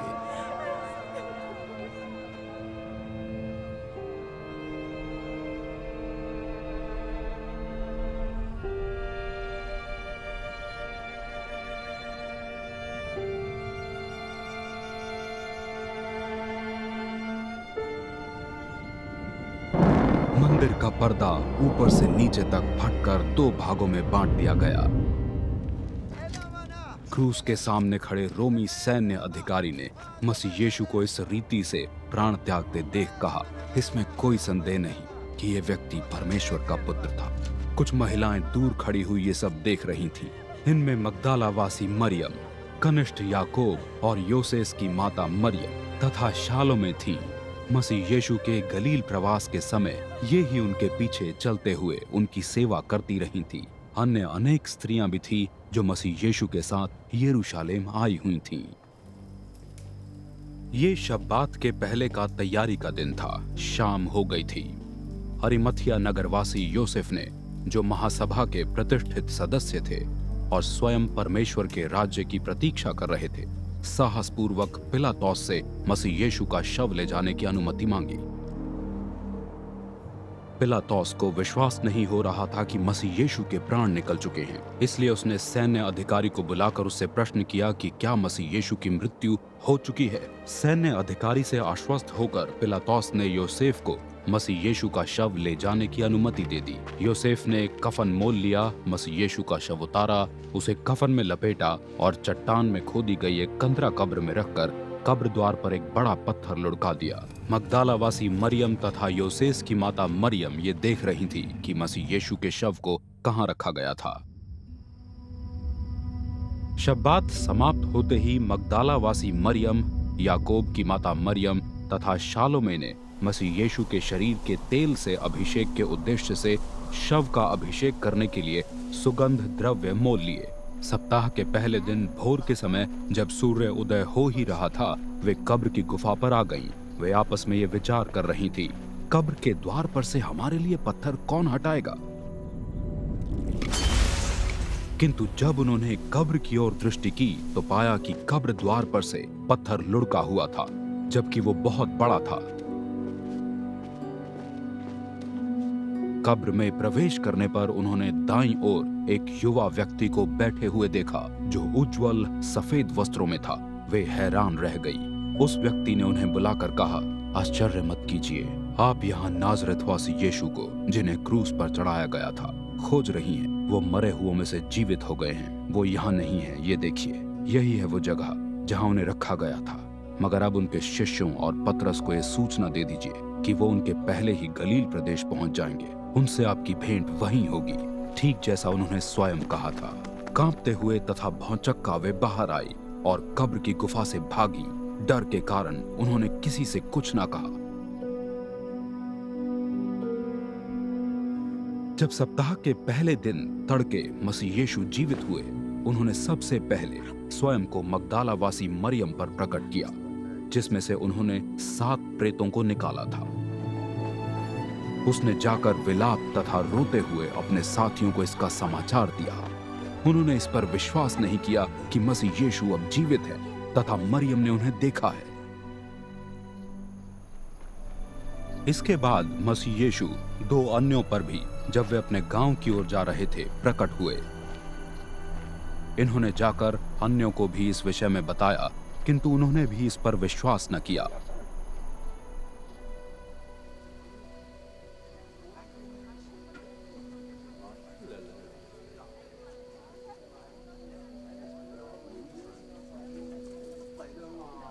तब वो 11 शिष्यों पर भी प्रकट हुए।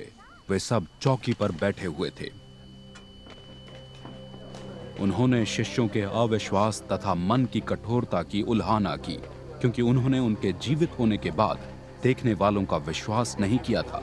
मसीह यीशु ने उन्हें आदेश दिया, सारे जगत में जाकर सारी सृष्टि में सुसमाचार का प्रचार करो। वो जिसने विश्वास किया है तथा जिसका बपतिस्मा हो चुका है बचा रहेगा, किंतु वो जिसने विश्वास नहीं किया है दंडित होगा।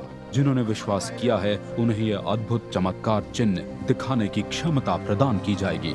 मेरे नाम में वे प्रेतों को निकालेंगे, वे अन्य भाषाओं में बातें करेंगे, वे सांपों को अपने हाथों में ले लेंगे, घातक विष पी लेने पर भी उनकी कोई हानि न होगी, और वे रोगियों पर हाथ रखेंगे और वे स्वस्थ हो जाएंगे। मसीह यीशु जब उनसे ये कह चुके, वो स्वर्ग में उठा लिए गए। वहां वो परमेश्वर की दाईं ओर बैठ गए।